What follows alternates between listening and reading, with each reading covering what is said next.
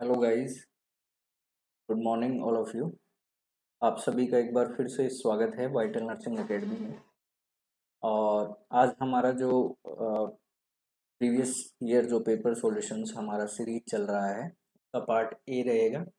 और part A में आज हम पढ़ेंगे कुछ इंपॉर्टेंट क्वेश्चंस जो प्रीवियस आपके एक एग्ज़ाम है जीपीएसएसबी का। वो पेपर्स को मैं सॉल्यूशन देने वाला हूँ part A and part B में। पार्ट ए आज आप देख रहे हैं, नेक्स्ट पार्ट आपको नेक्स्ट डे मिल जाएगा। इस पेपर में कुछ क्वेश्चंस आपके नर्सिंग के हैं, कुछ आपके ग्रामर के भी हैं, कुछ जीके वगैरह के भी हैं। तो कोशिश करूँगा जितने मुझसे अटेंड हो पाएंगे। नर्सिंग्स के मैं कोशिश करूँगा आपको पूरे एक्सप्लेन करने की। बाकी जो पार्ट के आपके क्वेश्चंस के आंसर मुझे मिलेंगे तो मैं ज़रूर आपको साथ में ही बताते हुए चलूँगा। सेकेंड चीज़ ये है, जो कैंडिडेट को मतलब वॉइस वगैरह में कुछ इशू आ रहा है हमारे वीडियोज़ में, तो देखिए हमारी तरफ से तो यहाँ से कोई इशू है नहीं, आई थिंक। लेकिन जब अपलोड करते हैं तो शायद उस समय शायद क्रैश की वजह से थोड़ा वॉइस इंटरप्शन हो रहा है, तो आप कोऑपरेट कीजिए। और वॉइस में खुद मेरी टीम के द्वारा सुन रहा हूँ तो वीडियो में आवाज़ समझ में आ रही है, बट थोड़ा सा क्रैशिंग साउंड आ रहा है बीच में, हैजी वाला। तो कोशिश करेंगे उसको भी रिजोल्व करने की जल्दी से जल्दी, ठीक है। लेकिन अभी टाइमिंग के हिसाब से वीडियो शूट करना फिर उसको अपलोड करना बहुत ज़्यादा ज़रूरी है आप सभी के लिए, ठीक है। तो एंड जो न्यू व्यूवर्स हैं वाइटल नर्सिंग एकेडमी के पेज पे, उन लोगों से मेरी रिक्वेस्ट है कि क्लास अगर उनको अच्छी लगे तो लाइक एंड चैनल को सब्सक्राइब करते हुए आप फैमिली मेम्बर बन सकते हैं। एंड मैं आपको आशा दिलाता हूँ कि जितने भी कंटेंट हमारे द्वारा यहाँ पे प्रोवाइड होंगे आपको, वो बेहतरीन ही होंगे। और उम्मीद करता हूँ कि आपका कॉन्फिडेंस भी इतने टाइम से जब आप वाइटल नर्सिंग एकेडमी के चैनल को देख रहे हैं, जो वीडियोज़ आप देख रहे हैं उनसे आपके काफ़ी नॉलेज बूस्ट हुआ होगा, गेन हुआ होगा एंड वाइड स्प्रेड हुआ होगा। और मेरा हमेशा से ये एक ही ओपिनियन रहता है कि जो भी कंटेंट हम दें वो यूज़फुल होना चाहिए। देखिए क्वेश्चन सॉल्व करवाना कि ये आंसर है, ये क्वेश्चन है, ये ऑप्शन उसका सही है, इस तरह का पैटर्न मुझे भी पसंद नहीं है। और मैं उम्मीद करता हूँ कि आप लोग भी ना पढ़ें यहाँ से, क्योंकि देखिए उसी क्वेश्चंस के 4 ऑप्शन होते हैं, तो चारों ऑप्शनों में से कोई ना कोई क्वेश्चन ज़रूर बनता है और बना हुआ भी है। क्योंकि नर्सिंग कोई ऐसा तो है नहीं कि अभी 2-3 सालों से कंपटीशन बना है, इसके प्रीवियस काफ़ी सालों से 10 साल हो गए हैं जब से कंपटीशंस में इसकी धूम है। तो गिने चुने ही क्वेश्चंस होते हैं, ज़्यादातर क्वेश्चन नहीं है, लेकिन उन्हीं क्वेश्चनों को फिर डिवाइड कर करके थोड़ा छोटा थोड़ा बड़ा करके और उनको फिर रिप्रेजेंट किया जाता है अलग अलग एग्जाम्स में। और स्टूडेंटों से गलती यही हो जाती है कि वो रट्टा मारते हैं, तो रट्टा नहीं मारना है आपको। देखिए रट्टा मारने का जो मैकेनिज्म है ना, वो शॉर्ट टाइम के लिए होता है। तो जब आप किसी ऐसे क्वेश्चंस में उलझते हैं तो वहाँ फिर वो रट्टा काम नहीं करता है आपका, भले ही चाहे उस क्वेश्चन को आपने पढ़ा हो, लेकिन क्वेश्चन अगर थोड़ा सा भी घूम गया है तो फिर वो आपको पूरा आपको सफ़र करवाएगा। तो उम्मीद करता हूँ आईपीडीआरसी और बीएमसी के जो एस्पायरेंट्स हैं नर्सिंग के, उनकी तैयारियाँ अच्छी चल रही होंगी और तैयारियाँ करते रहिए, ठीक है। और रही बात जामनगर म्यूनसिपल कॉरपोरेशन और अहमदाबाद म्यूनसिपल कॉरपोरेशन, टीएसएसबी और निमांस के जो व्यूअर हैं, उनके लिए भी ये वीडियो बेनिफिशियल है। एंड प्रीवियस भी लाइव सेशंस जो रिकॉर्ड वीडियो हैं वो भी आप एक बार देख सकते हैं, जो कि आप देख नहीं रहे हैं। मैं रेगुलर विजिट कर रहा हूँ पेज को, लेकिन मुझे लग नहीं रहा है कि इम्प्रोवाइज हो रहा है। तो मैं हर बार आपको वीडियो में कहता हूँ कि आप उन वीडियो को एक बार ज़रूर देखिए, क्योंकि प्रीवियस जितने भी पेपर्स मैंने आपके देखे हैं उनमें लगभग लगभग उन वीडियो से बहुत से क्वेश्चन पुट हुए हैं। तो आप एक बार उन्हें देखिए, बहुत से क्वेश्चंस आपके सोल्व होंगे, यहाँ तक कि आपके टॉपिक भी क्लियर हो जाएंगे, क्योंकि मैंने कुछ कुछ क्वेश्चंस तो इस तरह से पढ़ाए हैं कि टॉपिक्स पूरा ही क्लियर किया है, ठीक है।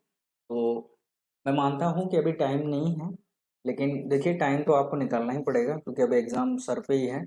आज 13 दिसंबर हो ही गया है, ओनली 4 दिन बचे हैं। और आप सभी को मेरी तरफ से बहुत बहुत शुभकामनाएं, और पेपर अच्छे से दीजिए। 16 दिसंबर को मैं खुद और मेरी टीम के जो सदस्य हैं, जो हमारे को फैकल्टी मेरी फैकल्टी हैं, मैं हूँ, वो सब हम आपको जितने आपको बीएमसी में किस तरह से पेपर देना है, आईकेडीआरसी में किस तरह से पेपर देना है, वो टिप्स वीडियो भी मैं अपलोड करूँगा, ठीक है। वो भी आप ज़रूर देख के जाइएगा। और सबसे इम्पोर्टेंट चीज़ ये है कि जो टाइमिंग आपके पास है एग्ज़ाम का, टाइमिंग में आप अपने आप को कूल रखना, देखिए एग्ज़ाम देने का सबसे बेस्ट तरीका यही होता है कि अपने आप को आप ऐसी सिचुएशन में बिल्कुल कूल रखें। कूल रहेंगे तो आपके आंसर सही आएंगे। आप हेजिटेट हो गए, एग्रीगेट हो गए, एजिटेट हो जाते हैं या फिर घबरा जाते हैं, अनइजीनेस आपको अगर वहाँ फील है, तो फिर आपके आंसर्स जो राइट होने चाहिए वो भी गलत होंगे। ठीक है, और इसी वजह से सिलेक्शन रुकता है। ठीक है, ये हमने भी फेस किया है और ये हर एस्पायरेंट फेस करता है। ठीक है, हर एस्पायरेंट फेस करता है, ऐसा नहीं है आपके साथ ही होता है, सबके साथ होता है। तो अपने आप को डाउन मत समझिए। ठीक है, और आज की क्लास स्टार्ट करते हैं। ठीक है, नए क्वेश्चंस के साथ। तो आज का हमारा जो क्वेश्चन रहने वाला है, बहुत अच्छे क्वेश्चंस हैं आज के पेपर में और ये क्वेश्चंस आपके लिए बहुत हेल्पफुल होंगे। ठीक है, तो आज की क्लास अपन स्टार्ट करते हैं। पहला ही क्वेश्चंस देखिए आपका कम्युनिटी से है। क्वेश्चन आपका पहला है, which committee is known as health survey और प्लानिंग कमेटी। ठीक है, तो देखिए क्वेश्चन आपसे पूछा है हेल्थ सर्वे और प्लानिंग कमेटी से, और क्वेश्चन ये आए हैं कमेटी से। ठीक है, कमेटी से रिलेटेड क्वेश्चन जरूर पूछे जाते हैं एग्जाम्स में और ज़रूरी भी है क्योंकि इन कमेटीज़ के बारे में पता होना चाहिए। तो देखिए हेल्थ सर्वे और प्लानिंग कमेटी जो है, ये जो कमेटी थी, ठीक है,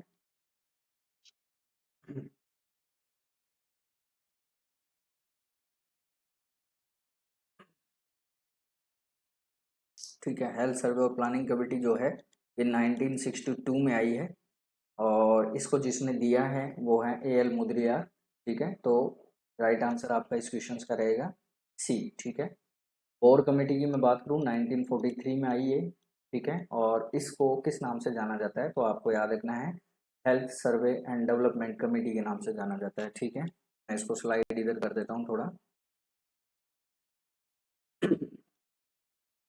ये जो है ये नाम इस नाम से आई है, health survey and development committee, बराबर।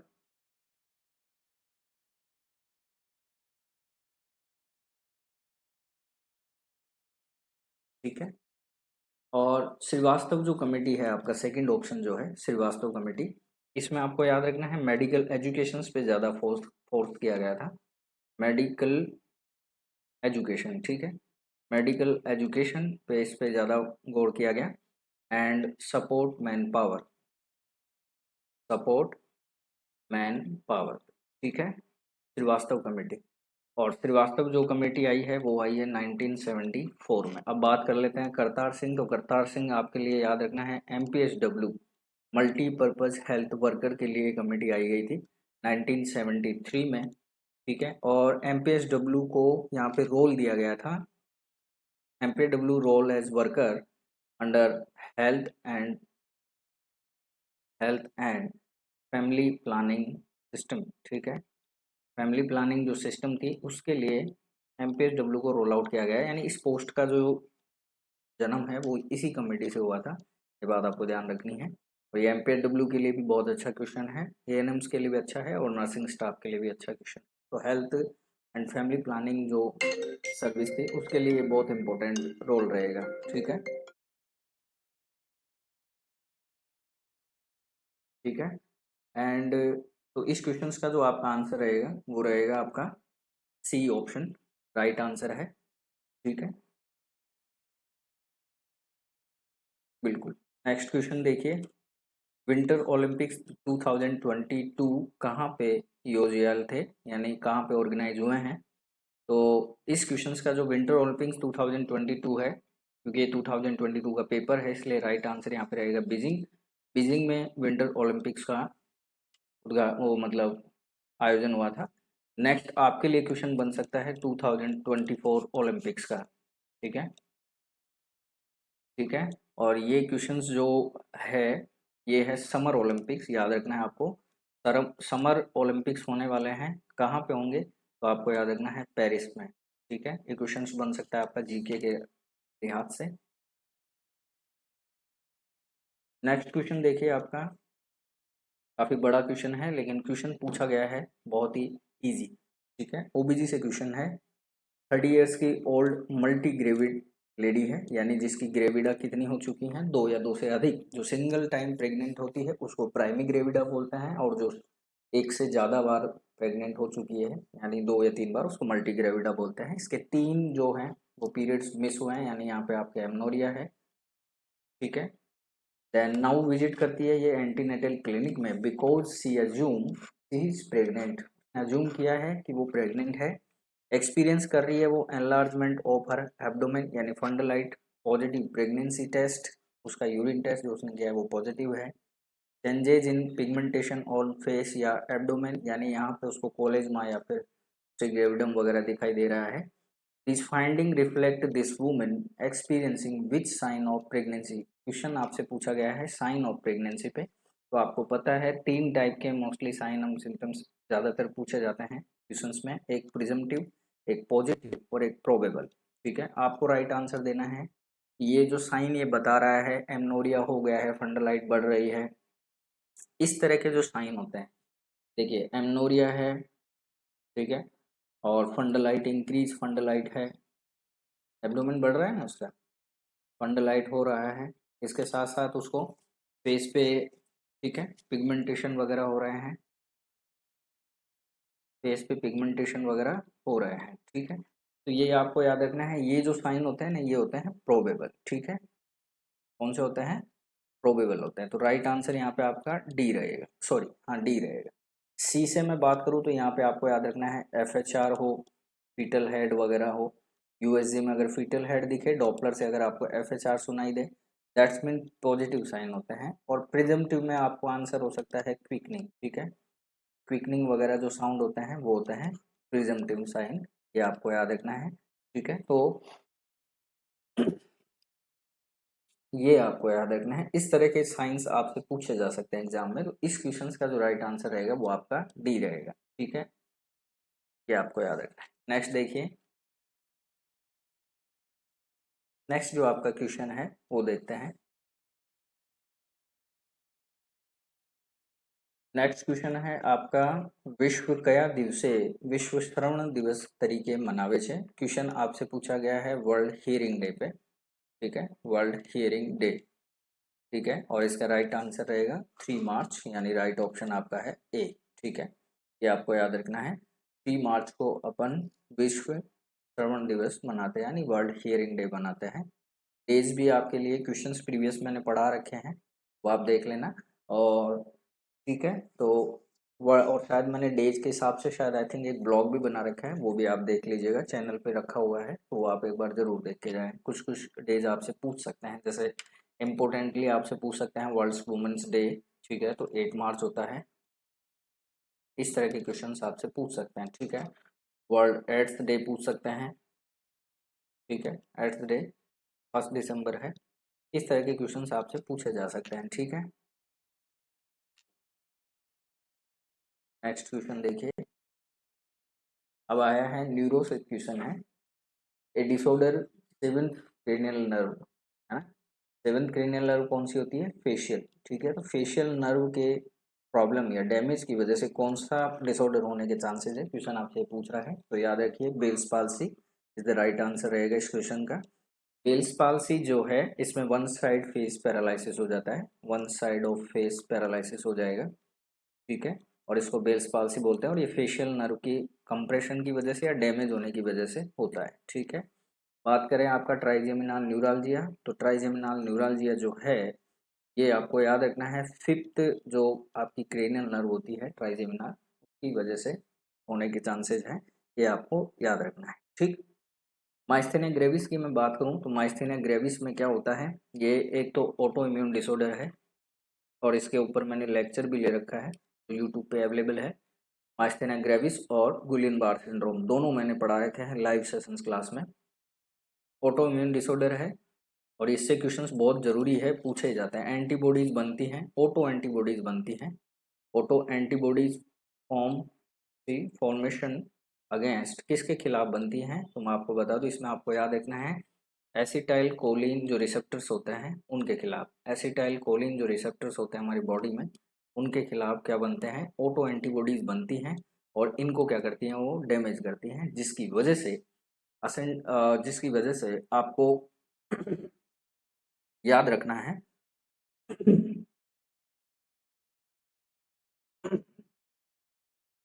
इसमें मस्कुलर वीकनेस आपको देखने को मिलेगी, मस्कुलर वीकनेस, ठीक है। और असेंडिंग होती है, ये भी आपको याद रखना है, ठीक है। असेंडिंग पैरालिसिस इसमें देखने को मिलती है, ठीक। इसका क्लासिकल साइन भी आपसे पूछा जाए तो आपको याद रखना है टोसिस, ठीक है। ये पूछा भी जाता है, टोसिस का मतलब क्या होता है, drooping of eyelid, drooping of eyelid. Questions बहुत पूछा जाता है, याद रखना है, ड्रूपिंग ऑफ आईलिड। डिप्लोपिया भी होता है इसमें, ठीक है, डबल विजन जिसको बोलते हैं डिप्लोपिया, ठीक। बात करें नर्व डीफनेस की, तो नर्व डीफनेस में आपको याद रखना है ये है कान, ईयर के लिए तो वेस्टिबुलो कोक्लियर, वेस्टिबुलो कोक्लियर जो नर्व होती है उसकी वजह से होने के चांसेस है नर्व डीफनेस। और नर्व डीफनेस की वजह से आपको याद रखना है, इसको बोलते हैं सेंसो न्यूरल हियरिंग लॉस, जो मैंने पढ़ा भी रखा है आपको। सेंसो न्यूरल हियरिंग लॉस जो है वो इसी वजह से होता है, ठीक है। एज के अकॉर्डिंग भी ज़्यादा चांसेस है इसके, एज के अकॉर्डिंग हो। नेक्स्ट क्वेश्चन, इस क्वेश्चन का आंसर मैंने आपको बता ही दिया है, 7 क्रेनियल नर्व का राइट आंसर यहाँ पे फेशियल होगा। नेक्स्ट क्वेश्चन देखिए, बहुत अच्छा क्वेश्चन है, साइकेट्रिक से क्वेश्चन है। फॉल्स सेंसरी परसेप्शन है, यानी झूठा आप सेंसरी परसेप्ट कर रहे हैं, क्या कर रहे हैं, अकर्स विदाउट, अब यहाँ देखिए क्या पॉइंट है, विदाउट एनी एक्सटर्नल स्टिमुलाई, यानी ऑब्जेक्ट यहाँ पे नहीं है, ऑब्जेक्ट यहाँ पे नहीं है, लेकिन आपको फिर भी ऐसा लग रहा है, आप परसेप्ट कर रहे हैं झूठा कि यहाँ पे कुछ ऑब्जेक्ट है, ठीक है। तो ऑब्जेक्ट नहीं है, और अगर ऑब्जेक्ट आप परसेप्ट कर रहे हैं, रियलिटी में ऑब्जेक्ट वहाँ पे नहीं है, ठीक है, रियलिटी में कोई भी ऑब्जेक्ट नहीं है, लेकिन व्यक्ति को लगता है कि वहाँ पे कुछ है, तो ये साइन क्या है, हेलुसिनेशन। राइट आंसर इसका क्या रहेगा, सी। ये मैं बहुत अच्छे से आपको पढ़ा चुका हूँ। और अगर यहाँ पे विथ हो जाता, विदाउट की जगह विथ हो जाता, तो विथ ऑब्जेक्ट के साथ में क्या हो रहा है, इल्यूजन होगा।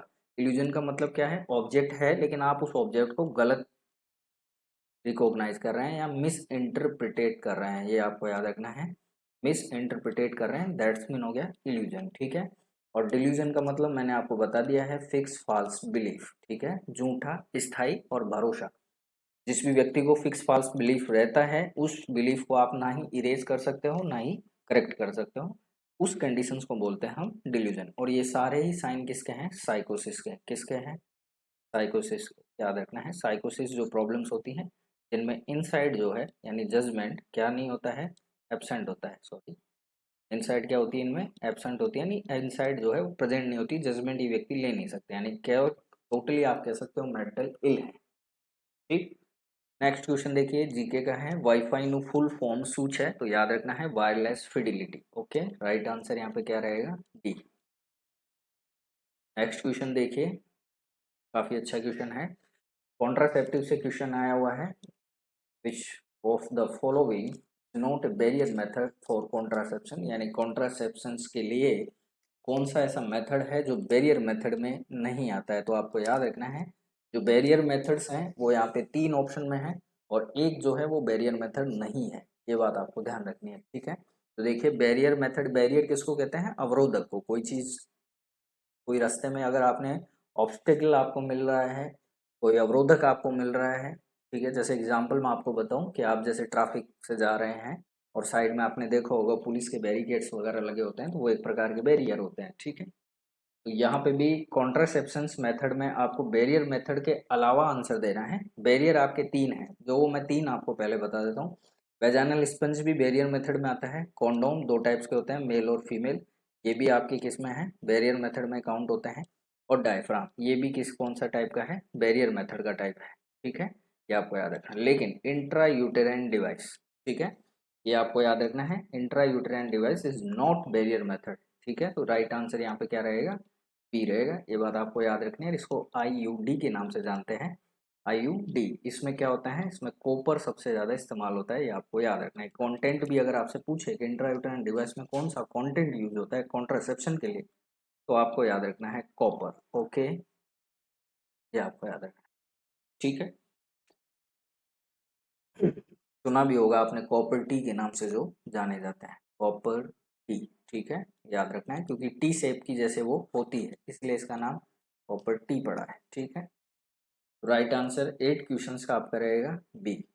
उम्मीद करता हूँ आप क्वेश्चंस को समझ रहे होंगे। अगर फिर भी आपको कोई क्वेश्चंस में इशू हो तो आप बेझिझक कम्युनिकेट कर सकते हैं, अपना कमेंट्स आप पुट कर सकते हैं। ठीक है, जो भी आपके कमेंट्स होंगे वो हम क्लियरेंस देने की कोशिश ज़रूर करेंगे। ठीक है, क्लियर। चलिए नेक्स्ट क्वेश्चन देखिए। नेक्स्ट क्वेश्चन आपसे पूछा गया है, नेक्स्ट क्वेश्चन आपसे पूछा गया है, अंटक शब्दनो साचो अर्थ जणाओ, बराबर ऐसा ही कुछ है शायद ये। तो देखिए आई थिंक इसका आंसर जो है वो किलो आंसर आएगा। ए इसका राइट आंसर है। ठीक है, नेक्स्ट क्वेश्चन देखिए, बहुत अच्छा क्वेश्चन है। मैं कोशिश करूंगा आपके जो अदर सब्जेक्ट्स हैं उनके आंसर देने की। ठीक है, बाकी वो राइट ही आंसर अगर मुझे पता होंगे तो ही मैं आंसर दूंगा, अदरवाइज नहीं दूंगा। ठीक है, नेक्स्ट क्वेश्चन देखिए, हमारी सब्जेक्ट का ही है। लेबर जो है वो डिवाइडेड किया गया है कितनी स्टेज में। बहुत सिंपल सा क्वेश्चन है। आपको पता है लेबर कितनी स्टेज में डिवाइडेड होता है, 4 स्टेज में। तो राइट आंसर आपका क्या रहेगा, ए। ठीक है, कितनी स्टेज है, 4। फर्स्ट कौन सी है, फर्स्ट में आपको याद रखना है ट्रू लेबर पेन, ये भी पूछा जाता है। True labour pain to full dilation of cervix, full dilation of cervix, dilation of service, कितना डायलेट होता है यहाँ पे सर्विस, ये भी आपसे पूछा जाए तो याद रखना है 10 सेंटीमीटर। सेकंड जो होती है वो होती है फुल डायलेशन ऑफ सर्विक्स से लेके, फुल डायलेशन ऑफ सर्विक्स से लेके कहाँ तक होती है, to delivery of, delivery of foetus, delivery of foetus, याद रखना है। थर्ड कौन सी है, delivery of foetus to, delivery of foetus to delivery of placenta, delivery of placenta, याद रखना है। ठीक है, एंड लास्ट कौन सी है, ऑब्जर्वेशन, लास्ट कौन सी है, ऑब्जर्वेशन। क्लियर, ये आपको याद रखना है। ठीक है,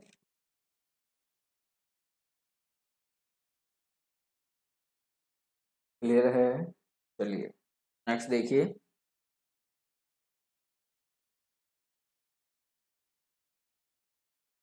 और देखिए फर्स्ट स्टेज के बारे में आपसे क्वेश्चन एक और पूछा जा सकता है, प्राइमी और मल्टी। ठीक है, प्राइमी और मल्टी। तो प्राइमी में आपको याद रखना है 16 आवर्स का समय लगता है और मल्टी में 8 आवर्स का समय लगता है। ये भी बहुत क्वेश्चन इंपॉर्टेंट है, पूछा जा सकता है। नेक्स्ट देखिए, जो कल मैंने आपको रेस्पिरेटरी क्वेश्चन पढ़ाया था वही क्वेश्चन फिर से उठ के आ गया है यहाँ पे इस क्वेश्चन से। साउंड से रिलेटेड बहुत क्वेश्चन आते हैं और वो साउंड मैंने बहुत अच्छे से बढ़ा दिया। क्रेकल यहाँ पे क्वेश्चन पूछा गया है। क्रेकल एक साउंड है जो हर्ड हो रहा है, सुनाई दे रहा है लंग्स का, जब आप अस्कल्टेट करते हैं। इंडिकेट विच ऑफ फॉलोइंग, अगर क्रेकल आपको सुनाई दे तो किस चीज को वो इंडिकेट कर रहा है, क्या प्रॉब्लम है। तो मैंने आपको बताया था क्रेकल और रोंकी दो ऐसे साउंड होते हैं। क्रेकल और रोंकी दोनों ऐसे साउंड हैं जो लो पिच हैं, और लो पिच होने के साथ आपको याद रखना है कि वो तब सुनाई देते हैं जब फ्लूइड एक्यूमुलेट हो, या फ्लूइड भरा हुआ हो। तो आपको याद रखना है फ्लूइड फिल एल्वेलाई, एल्वेलाई क्या है, लंग्स की यूनिट है। ठीक है, जो इनफ्लैट होती है वो डी फ्लैट होती है। ठीक है, ये आपको याद रखना है। अब देखिए यहाँ पे एयरवे नैरोविंग है। अब एयरवे क्या है आपका, नैरो यानी श्रिंक यानी छोटा, मतलब छकड़ा हो गया है। ठीक है, तो यहाँ पे आपको कौन से साउंड सुनाई देंगे, तो आपको याद रखना है यहाँ पे आपको वीज सुनाई देगा और स्ट्रोइडर सुनाई देगा। ठीक है, और ये दोनों ही साउंड किस टाइप से, कैसे टाइप के हैं, हाई पिच हैं, ये आपको याद रखना है। कैसे हैं, हाई पिच है। हाई पिच को आप किससे सुन सकते हो, तो डायफ्राम से सुन सकते हो, ये भी आपको याद रखना है। किससे सुन सकते हैं, डायफ्राम। डायफ्राम क्या होता है, स्टेथोस्कोप का बिग पार्ट। स्टेथोस्कोप आप जानते हैं, स्टेथोस्कोप के दो पार्ट होते हैं, एक ये बड़ा होता है एक ये छोटा होता है, इसको बोलते हैं बेल। तो क्या बोलते हैं, बेल। बेल से हमेशा लो पिच साउंड सुने जाते हैं और डायफ्राम से हमेशा हाई पिच साउंड सुने जाते हैं। ये भी आपको याद रखना है, क्वेश्चन बहुत इंपॉर्टेंट है। ठीक है, ये आपको याद रखना है। ठीक है, उसके बाद ब्रोंको स्पाज्म, तो यहाँ पे आपको विसल साउंड सुनाई देगा जिसको हम क्या बोलते हैं, वीज बोलते हैं। विसल साउंड, या फिर आप इसको वीज भी बोल सकते हैं, वीज का ही नाम है। विसल साउंड भी होता है, वीज भी होता है, इसको म्यूजिकल साउंड भी बोलते हैं, याद रखें, म्यूजिकल साउंड भी बोलते हैं। ठीक है, ये सारे आप डायफ्राम से सुन कंसल्टेट कर सकते हैं। ओके, राइट आंसर यहाँ पे क्या रहेगा, सॉरी राइट आंसर यहाँ पे क्या रहेगा, बी रहेगा। ठीक है, ए नहीं रहेगा। क्लियर। ए मैंने आपको बताया, अगर आपसे ये क्वेश्चन में पूछे तो फिर आपका आंसर ये रहेगा। नेक्स्ट क्वेश्चन देखिए, बहुत अच्छा क्वेश्चन है, साइन से आपसे क्वेश्चन पूछा गया है, बहुत ही गजब का क्वेश्चन है। लगभग लगभग सारे ही साइन यहाँ पे आपके क्लियर हो जाएंगे जो इनसे रिलेटेड क्वेश्चंस आते हैं। रोवसिंग साइन आपसे पूछा गया है। रोवसिंग साइन किसको कहते हैं? तो देखिए, रोवसिंग साइंस जो आपको देखने को मिलेगा ना, वो देखने को मिलता है अपेंडासाइटिस में। याद रखना है, अपेंडासाइटिस किसको बोलते हैं? इन्फ्लामेशन ऑफ अपेंडिक्स को, इन्फ्लामेशन ऑफ अपेंडिक्स। ठीक है, याद रखना है आपको। अपेंडिक्स जो है, अगर उसमें इन्फ्लामेशन हुआ है और उसको अपेंडासाइटिस हुआ है, तो आपको याद रखना है उसमें आपको रोपसिंग साउंड देखने को मिल जाएगा। और ये बहुत इंपॉर्टेंट क्वेश्चन है, पूछा जाता है काफी बार। देखिए, पैंक्रियाटाइटिस की मैं बात करूं तो आपको दो क्लासिक साइंड यहाँ सुनने को देखने को मिलते हैं। एक तो होता है कूलन और एक होता है ग्रे टर्नर। एक होता है कूलन और एक होता है ग्रे टर्नर। कूलन का मतलब क्या हो गया? जो अम्बलाइकस पार्ट होता है ना, उसके चारों तरफ ब्लूइश, या फिर आप ये मान सकते हो ब्रूइस जो है, वो डिस्कलरेशन आपको देखने को मिलता है। तो याद रखना है, bruise bruise discoloration around umbilicus, bruise discoloration around umbilicus. Umbilicus जो पार्ट होता है उसके चारों तरफ अगर आपको ब्लूइश डिस्कलरेशन देखने को मिले, ब्रूइस, ठीक है, तो आपको याद रखना है दैट्स मीन कूलन साइन बोलते हैं। और ग्रे टर्नर साइन का मतलब हो गया फ्लैंक्स। फ्लैंक्स रीजन में अगर आपको ब्रूइस दिखे, फ्लैंक्स रीजन शो ब्रूइस, ठीक है।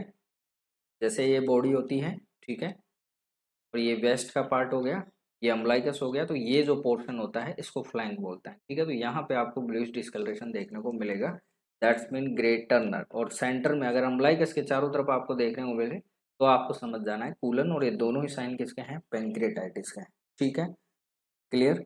अब बात कर लेते हैं आपके थर्ड ऑप्शन की, कोलेसिस्टाइटिस। कोलेसिस्टाइटिस में आपको याद रखना है मर्फी। मर्फी साइन से अगर आपसे क्वेश्चन पूछा जाए तो राइट आंसर आपको देना है कोलेसिस्टाइटिस। क्लियर हो गया है? चलिए नेक्स्ट क्वेश्चन देखिए, ये आया है, जैसे ही डिलीवरी हो जाती है उसके बाद में वेजाइनल फ्लूइड निकलता है, ठीक है, उससे क्वेश्चन आया जिसको अपन क्या बोलते हैं? लोकिया। अब लोकिया के तीन तीन सब टाइप्स होते हैं। एक होता है एल्बा, सॉरी, देखिए, एक होता है रूब्रा, एक होता है सिरोसा, एक होता है एल्बा, ठीक है। कितने टाइप्स होते हैं? थ्री टाइप्स होते हैं। अब देखिए, आपसे क्वेश्चन पूछा है सिरोसा का, तो सिरोसा का मैं आपको बताऊं, सिरोसा का राइट आंसर यहाँ पे, लोकिया सिरोसा कब निकलता है? तो 5 to 9 डेज आपको याद रखना है, राइट ऑप्शन यहाँ पे डी रहेगा। देखिए, 10 to 15 डेज जो आपसे फर्स्ट ऑप्शन में पूछा गया है, इसका आंसर रहेगा आपका एल्बा, याद रखना है। और 1 to 4 डेज जो आपसे पूछा गया है, इसका आंसर रहता है रूब्रा, ठीक है। क्या रहेगा? रूब्रा। यहाँ पे आपके ब्लड ब्लड वेसल्स वगैरह वो सीक्रेट होती हैं, ये बात आपको ध्यान रखनी है, ठीक है, एक्सक्रीट होती है बॉडी से। तो इसको, ये जो टाइमिंग है ये रूब्रा की है, ये जो टाइमिंग है ये एल्बा की है, और ये जो टाइमिंग है ये सिरोसा की टाइमिंग है। क्लियर है? नेक्स्ट क्वेश्चन देखिए, बहुत अच्छा क्वेश्चन आया है, गेट से क्वेश्चन है। गेट का मतलब होता है आपकी मूवमेंट, यानी आप किस तरह से चल रहे हैं उसको बोलते हैं गेट। स्लो सफलिंग गेट पूछा गया है। स्लो का मतलब धीरे, सफलिंग गेट आपसे पूछा गया है, ये किसका कैरेक्टरिस्टिक साइन है? तो आपको याद रखना है, बहुत इंपॉर्टेंट है, काफी बार पूछा गया है, पार्किंसंस इसका राइट आंसर होगा।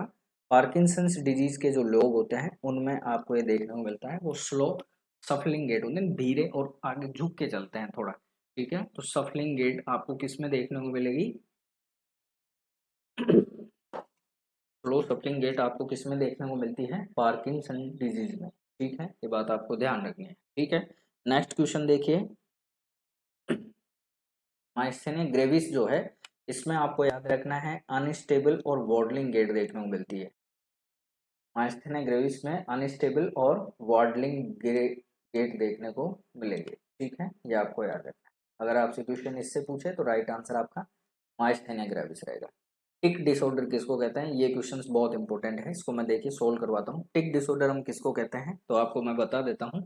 टिक डिसऑर्डर का मतलब क्या होता है? रिपीटेटिव रिपीटेटिव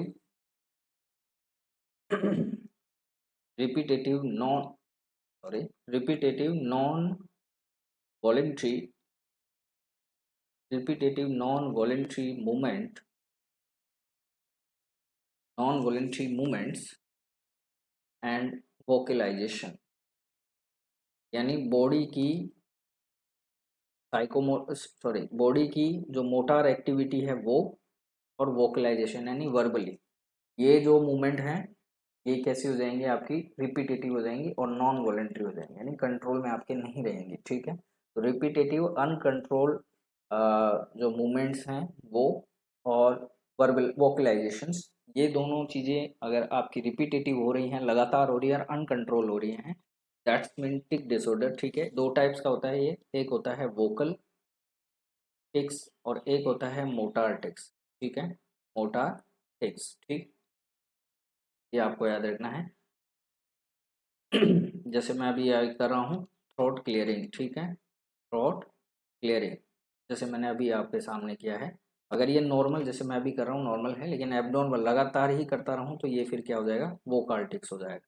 लेकिन क्वेश्चन यहाँ से क्या पूछा जा सकता है, ये दोनों टिक्स जिसमें प्रेजेंट हो, यानी दो या दो से ज़्यादा, दो या फिर मोर वोकल मोटार टिक्स हो, दो या दो से ज़्यादा मोटार टिक्स प्रेजेंट हो, और वोकल टिक्स एक ही प्रेजेंट हो। मोटार टिक्स का एग्जांपल मैं आपको दे रहा हूँ, आई ब्लिंकिंग, आई ब्लिंकिंग, ठीक है, ये आंखें इस तरह से फड़फड़ाती हैं जिसकी, ठीक है, तो आई ब्लिंकिंग मोटार टिक्स में आती है। तो दो हो मोटार टिक्स या दो से ज़्यादा हो और एक वोकल टिक्स हो, तो इस प्रॉब्लम को हम बोलते हैं टोरेट डिसऑर्डर, सॉरी टोरेट सिंड्रोम बोलते हैं इसको। क्या बोलते हैं, टोरेट सिंड्रोम। ये क्वेश्चंस एग्जाम की दृष्टि से बहुत इंपॉर्टेंट। इसमें आपको याद रखना है, इसकी डीओसी पूछी जाती है, ड्रग ऑफ चॉइस, तो आपको याद रखना है हेलोपेरिडोल, जो मैं आपको कल पढ़ा चुका हूँ, एक प्रकार की एंटीसाइकोटिक ड्रग है हेलोपेरिडोल, जो इसका डीओसी होता है, ड्रग ऑफ चॉइस होती है, उसमें देते हैं। ठीक है, बात कर लेते हैं। ठीक है, तो ये आपको याद रखना है। ठीक है, फिर देखिए नेक्स्ट क्वेश्चन क्या है। इस क्वेश्चन का मैंने आपको आंसर बता दिया है, slow shuffling gait, right answer आपका क्या रहेगा, ए रहेगा। ठीक है, नेक्स्ट देखिए, एक सांकेतिक भाषा जे बैट 23 ना होए कैट 24 होए तो तेमा बोल कहवाय, बराबर। तो यहाँ पे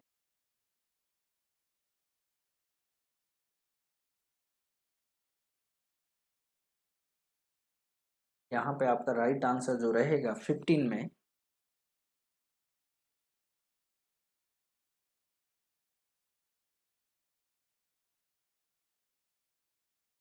आई थिंक 27 के आसपास रहेगा, 27 आपका यहाँ पे राइट आंसर होने वाला है। नेक्स्ट क्वेश्चन देखिए, बिल्कुल 27 ही होगा। नेक्स्ट क्वेश्चन देखिए, C S F is secrete by, C S F full form भी पूछी जाती है, तो आपको याद रखना है सेरिब्रो फाइनल फ्लूइड। ठीक है, बहुत इजी क्वेश्चन पूछा है, सीएसएफ से क्वेश्चन पूछा है आपसे, कौन सीक्रेट करता है, तो आपको याद रखना है कोरोइड प्लेक्सिस। ठीक है, राइट आंसर यहाँ पे क्या रहेगा, ए। ठीक, फोरामेन मैग्नम और फोरामेन लूसिका, ये दोनों ही क्या है, इसके पाथवे हैं। ठीक है, ड्रेन जो ये होता है, फ्लो जो होता है, उसमें पाथवे का काम करता है। ठीक है, और एक क्वेश्चन मैं आपको और बता देता हूँ, जैसे सी एस एफ पूछा गया, ऐसे आपसे पूछ सकते हैं एक्विस ह्यूमर। ठीक है, एक्विस ह्यूमर पूछ सकते हैं आपसे। एक्विस ह्यूमर क्या होता है, ये आई में होता है। ठीक है, आई में होता है, आई को नरिशमेंट प्रोवाइड करता है, याद रखना है आपको, आई को नरिशमेंट प्रोवाइड करता है, और intra ocular pressure, intra ocular pressure, ठीक है, इंट्रा ओक्यूलर प्रेशर्स को भी क्या करता है, मेंटेन करता है, बात आपको ध्यान रखनी है। अब दो टाइप्स के होते हैं ये, एक तो होता है एक्विस ह्यूमर, एक होता है विट्रस ह्यूमर। ठीक है, ये एंटीरियर चेंबर में रहेगा। ठीक है, ये एंटीरियर चेंबर में रहता है, यानी फ्रंट ऑफ लेंस के, और ये जो विट्रियस ह्यूमर है ये रहते हैं पोस्टीरियर चेंबर में। ठीक है, पोस्टीरियर चेंबर में, यानी back of lens, back of lens के, यानी रेटिना के सामने। फ्रंट किसके रहेंगे, रेटिना के, और बैक किसके रहेंगे, लेंस के। और दोनों ही कहाँ से सीक्रेट होते हैं, तो ये मैं आपको बता देता हूँ, दोनों होते हैं सीलियरी एपिथेलियल्स, सीलियरी एपिथेलियल्स, ये आपको याद है। ठीक है, तो इस तरह से क्वेश्चंस आपके सोल्व जहाँ तक होंगे वो मैं ज़रूर कोशिश करूँगा। ठीक है, तो इस तरह के क्वेश्चंस आपके सोल्व होने बहुत ज़रूरी हैं। ऐसे क्वेश्चंस ही ज़्यादातर एग्जाम्स में पूछे भी जाते हैं और कैंडिडेट क्या है वो रट्टा मारा हुआ होता है ना, फिर दस वहाँ पे एक कहावत भी है पुराने ज़माने की कि जब स्टूडेंट को कुछ आता नहीं है ना तो वो पट्टियाँ गिनता है। अब आजकल तो पट्टियाँ भी नहीं है, छत टेरेस की पट्टियाँ जिसके कहते हैं। तो आजकल तो वैसे भी लेंटर वाली छतें डलती हैं, तो पट्टियाँ भी नहीं गिनने लायक टाइम रहेगा आपके पास। ठीक है, तो वो बचपन वाली लोरी मत सुनाने लग जाना वहाँ पे।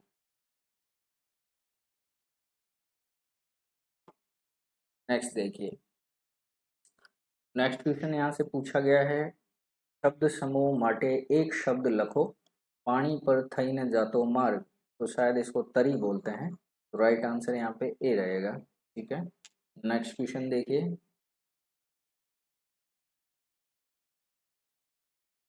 वाक्य रचना पूछा गया है आपसे, रमन्नाथ की कागड़ लखाए छे। तो आई थिंक वाक्य रचना इसमें जो आपसे पूछी है कर्तृ प्रेरक कर्मणि भावे, तो 18 में जो आपका आंसर है कागड़ लखाए छे यानी यहाँ पे कर्म हो रहा है, तो कर्मणी वाक्य रचना शायद आई थिंक यही रहेगा, ये इसका राइट आंसर है। नेक्स्ट क्वेश्चन देखिए, इट वाज, इट वाज ये इंग्लिश का क्वेश्चन है, it was a short book, blank आपको फिल करना है, तो I reading it it day. ठीक है, तो it was quite a short book so I finished reading in a day. ठीक है, तो राइट आंसर यहाँ पे शायद आई थिंक बी है। नेक्स्ट देखिए, फिर से ओबीजी का क्वेश्चन आया है, बहुत अच्छा है। देखिए सब्जेक्ट का क्वेश्चन आ गया है, कॉलेज में will appear on body parts of. ठीक है, तो देखिए क्वेश्चन है, आप मैंने पढ़ा भी रखा है आपको, कॉलेज में जो है वो पूछा गया आपको बॉडी के किस पार्ट्स में होता है। देखिए कॉलेज में जो होते हैं ना वो होते हैं फेस पे। कहाँ पे होते हैं? फेस पे। और फेस में भी आपसे अगर पूछे तो ज़्यादातर आपको याद रखना है चिक्स पे और नोज पे। ठीक है, तो राइट आंसर आपका क्या रहेगा? डी। एब्डोमेन पे आपको क्या देखने को मिलेगी? तो स्ट्रेई ग्रेविडम देखने को मिलता है, स्ट्रेई ग्रेविडम। ठीक है, ठीक है, स्ट्रेई ग्रेविडम। और एक होती है लाइना नाइग्रा, एक होती है लाइना नाइग्रा, याद रखना है, जो G4 प्रोसेस से यूं सीधी लाइन देखने को मिलती है आपको प्यूबिस तक। ब्रेस्ट और निप्पल की बात करूं तो यहाँ पे आपको मोंटगमेरी ट्यूबरकल आपको देखने को मिलेंगे, ये आपको याद रखना है, वो भी ब्रेस्ट के और निप्पल के चारों तरफ मोंटगोमेरी ट्यूबरकल, ये भी प्रेगनेंसी में देखने को मिलता है। तो ये सारे मैंने आपको लोकेशन वाइज बता दिया है। ठीक है, तो इस क्वेश्चन का आंसर आपका जो रहेगा वो रहेगा डी। कोलिज्मा जो है वो आपको नोज और चिक्स पे दिखाई देगी। ठीक है, फेशियल मास्क भी बोलते हैं उसको, क्या बोलते हैं? फेशियल मास्क, इस नाम से भी क्वेश्चन आ सकता है ये, फेशियल मास्क। ठीक है, याद रखना है, या फेस मास्क कुछ भी पूछ सकते हैं आप। नेक्स्ट क्वेश्चन देखिए, बहुत अच्छा क्वेश्चन है, ये आया क्वेश्चन है, इसमें आपको डायग्नोसिस करना है। एक पेशेंट है, जब आप एक पेशेंट को असेस कर रहे हैं तो नर्स नोट करती है, क्या नोट कर रही है? देखिए पैलर है, मोटलिंग ऑफ स्किन, उसकी स्किन जो है वो मोटलिंग हो रही है, डिस्निया है उसको पीरियड्स ऑफ एपनिया के साथ, और डिक्लाइन हो रहा है उसका ब्लड प्रेशर। ध्यान से पढ़िएगा, is manifestation or indicative of. तो देखिए कैंडिडेट पैलर हो चुका है, बीपी उसका गिर रहा है, डिस्निया के साथ उसको एपनिया है, स्किन भी उसकी मोटलिंग हो चुकी है। तो ये देखिए ना ही सीजर में दिखाई देता है, ना कार्डियोवास्कुलर एक्सीडेंट में देगा, ना इस्केमिक अटैक में देगा। ठीक है, ये है इमिटेंट डेथ का साइन। ठीक है, ये आपको याद रखना है, तो राइट आंसर यहाँ पे रहेगा सी। अब यहाँ पे आपको पढ़ने लायक तीन क्वेश्चंस, दो तीन पॉइंट्स में आपको बता देता हूँ इमिनेंट डेथ में जो आपको देखने को मिलता है। ठीक है, देखिए आफ्टर डेथ है ना, आपसे पूछे भी जा सकते हैं, आफ्टर डेथ कुछ साइन होते हैं जिनको आपको याद रखना बहुत जरूरी है। ठीक है, अब आफ्टर डेथ बॉडी में आपको याद रखना है, पहला जो है उसको पहला पॉइंट है वो है राइगर मोर्टिस। ठीक है, राइगर मोर्टिस, राइगर मोर्टिस किसको कहते हैं? तो ये आपको याद रखना है, stiffening of muscles, stiffening, stiffening of muscles after death. और डेथ होने के बाद जो मसल्स होती हैं वो स्टिफ हो जाती हैं, उनको क्या बोलते हैं हम? राइगर मोर्टिस ठीक है। सेकंड आपको याद रखना है एल्गार मोर्टिस। सेकंड क्या है? एल्गार मोर्टिस। एल्गार मोर्टिस का मतलब क्या होता है? तो याद रखना है आपको, कूलिंग यानी decrease temperature of body after death. तो डेथ होने के बाद अगर बॉडी ठंडी हो जाए या फिर उसका टेम्परेचर गिरता रहे, उसको बोलते हैं हम एल्गार मोर्टिस। और एक होता है आपका लिवोर मोर्टिस। एक होता है लिवोर मोर्टिस। लिवोर मोर्टिस किसको कहते हैं? तो आपको याद रखना है ब्लड दैट, ठीक है, ब्लड जो होता है वो cool in cool in lower parts of body after death. जो ब्लड है बॉडी का, वो पूल होता है किस तरफ? लोअर पार्ट्स ऑफ बॉडी की तरफ आफ्टर डेथ, यानी लीवार मोर्टिस आप किसको बोल सकते हो? पैलर। ये देखिए, इसको बोलते हैं अपन लीवार मोर्टिस। डेथ होने के बाद बॉडी कैसी हो जाती है? पैलर जैसी हो जाती है, इसको बोलेंगे लीवर मोर्टिस। बराबर, तो ये आपको याद रखना है। ये तीनों पॉइंट्स आपके दिमाग में सेट होने चाहिए, पूछे जा सकते हैं क्वेश्चन, ठीक है, तो ये आपको याद रखना है। ठीक, तो इस प्रकार से आपके इस क्वेश्चन का जो राइट आंसर है वो आपका रहेगा इमिनेंट डेथ बोलते हैं इसको। यहाँ पे पैलर भी हो रहा है और मोटलिंग हो रही है स्किन, ये आपको याद रखना है। नेक्स्ट क्वेश्चन देखिए, ભૌતિક વિજ્ઞાન સંદર્ભમાં એલઈડીનું ફૂલ ફોર્મ નીચે પૈકી કયું છે? यानी ऑप्शन नीचे दिए गए उसमें आपसे एलईडी का नाम पूछा गया है, तो आपको याद रखना है एलईडी का फुल फॉर्म जो है वो फिजिक्स के अकॉर्डिंग लाइट इमिटिंग डियोड होता है। राइट आंसर यहाँ पे ए रहेगा। नेक्स्ट क्वेश्चन आपसे फिर से इंग्लिश में आ गया है। ब्लैंक है most of people in our village और फार्मर, ठीक है, तो यहाँ पे आई थिंक मेरे हिसाब से ऑप्शन यहाँ पे मोस्ट रहेगा। यहाँ पे मोस्ट ऑफ पीपल लिविंग, हाँ बिल्कुल सही है, ये यहाँ पे राइट आंसर रहेगा। Most of people living in our village and farmer, बराबर। बहुत अच्छा क्वेश्चन फिर से आ गया है। देखिए, जो क्वेश्चंस हमारे रिपीट हो रहे हैं वही क्वेश्चंस हर नए एक पेपर में दिखाई दे रहा है। मैंने आपको पढ़ाया भी था और ये फिर से वही क्वेश्चन आ गया है। देखिए, एक पेशेंट है जिसको एग्जिबिट कर रहा है all following symptoms of anorexia nervosa, जो मैं पढ़ा चुका हूँ बहुत बार। एनोरेक्सिया नर्वोसा, बुलिमिया नर्वोसा दोनों पढ़ा चुका हूँ, दोनों ही ईटिंग डिसऑर्डर है, साइकेट्रिक है, और ज़्यादातर फीमेल में देखने को मिलते हैं, ये भी मैंने बताया आपको। Which manifestation should be address first in her care plan, यानी आप एज ए नर्स है, आपके पास एक केस है जो है एनोरेक्सिया नर्वोसा का, यानी यहाँ पे व्यक्ति जो है वो खाना खाता ही नहीं है, ईट नो, ठीक है, ईट नॉट, खाना खाता नहीं है। क्यों नहीं खाता है? ताकि उसका वजन ना बढ़ जाए। इस सोच की वजह से वो खाना खाता नहीं है। अब खाना खाएगा नहीं तो आपको भी पता है किस पे इफेक्ट पड़ने वाला है? बॉडी पे, और बॉडी पे पड़ेगा तो किस पे पड़ेगा? न्यूट्रिशन पे। न्यूट्रिशन पे पड़ेगा, न्यूट्रिशन माल हो जाएगा इसका, तो वेट क्या हो जाएगा? लॉस हो जाएगा। वेट लॉस होने के साथ ये माल नरिश भी हो जाएगी, ठीक है। अब माल नरिश हो जाएगी तो कौन इफेक्ट होगा सबसे ज़्यादा? इलेक्ट्रोलाइट होंगे कि नहीं होंगे?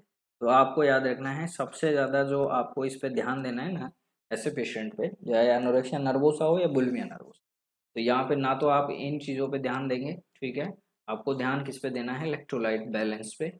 और इलेक्ट्रोलाइट इम्बैलेंस इसका हो रहा है, इसलिए राइट आंसर यहाँ पे आपका क्या रहेगा? इलेक्ट्रोलाइट इम्बैलेंस को आपको करेक्ट करके क्या करना है? इलेक्ट्रोलाइट बैलेंस में लाने हैं। इलेक्ट्रोलाइट क्या लाने हैं?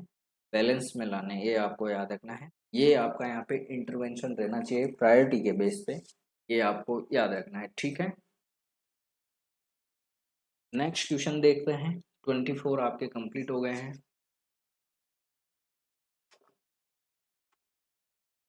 नेक्स्ट क्वेश्चन देखिए,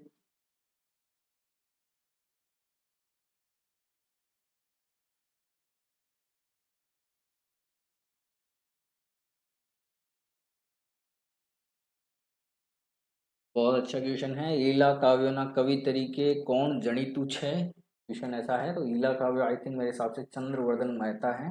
राइट आंसर यहाँ पे सी रहेगा। फिर देखिए, क्वेश्चन आया है कम्युनिटी से, isolation of well person, okay, for a period, okay, of time equal, okay, longest incubation period of disease. अब यहाँ देखिए क्वेश्चन यहाँ समझना है आपको क्वेश्चन आपसे क्या पूछ रहा है, एक वेल पर्सन है, हेल्थी पर्सन है, उसको आपने आइसोलेट किया है for a period of time equal to the longest incubation period, यानी किसी भी डिजीज का जो इंक्यूबेशन पीरियड होता है उस पीरियड तक आपने किसी हेल्थी पर्सन को अगर आइसोलेट किया है, वो क्या कहेंगे उसको। तो देखिए आपको दिमाग लगाना है कहाँ पे, देखिए कंटामिनेशन जो रिवर्स आइसोलेशन, ये दोनों तो छोड़ दीजिए, तो नहीं आएंगे। दो वर्ड हैं आपके पास, एक है क्वारंटाइन और एक है आइसोलेशन, दोनों में आप ज़्यादा कंफ्यूज होने वाले हैं। ठीक है, तो देखिए क्वारंटाइन और आइसोलेशन में आपको याद रखना है, मैं आपको डिफरेंस बता देता हूँ। क्वारंटाइन किसको कहते हैं, क्वारंटाइन में आपको याद रखना है यहाँ पे हेल्थी पर्सन होता है। ठीक है, यहाँ पे हेल्थी पर्सन होता है जो आपके क्वेश्चन ने भी पूछा है आपसे, वेल पर्सन। और आइसोलेशन में याद रखना है सिक पर्सन होता है, यानी इसको इन्फेक्शन हो चुका है या फिर इन्फेक्शन के इसमें साइन आपको देखने को मिलेंगे, माइल्ड सिम्टम्स यहाँ पे देखने को मिलेंगे। ठीक है, लेकिन यहाँ सिम्टम्स देखने को मिलेंगे, ये बंदा जो है ये एक्सपोज हो सकता है, ऐसा मानते हैं अपन कि ये एक्सपोज हो चुका है सिम्टम्स से। ठीक है, लेकिन सिम्टम्स यहाँ नहीं आए हैं अभी भी। ठीक, ये आपको याद रखना है।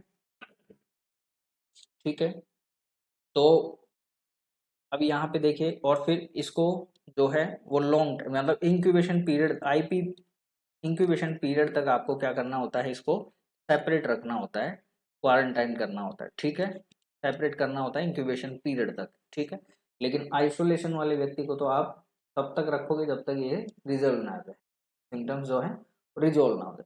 तो यहाँ पे वेल पर्सन को आपने आइसोलेट किया है, वो भी longest incubation period of disease के लिए, तो आपका राइट आंसर यहाँ पे रहेगा क्वारंटाइन। ठीक है, और अगर यहाँ पे वेल की जगह सिक लिखा हुआ आ जाता तो आपका राइट आंसर ये आइसोलेशन होगा।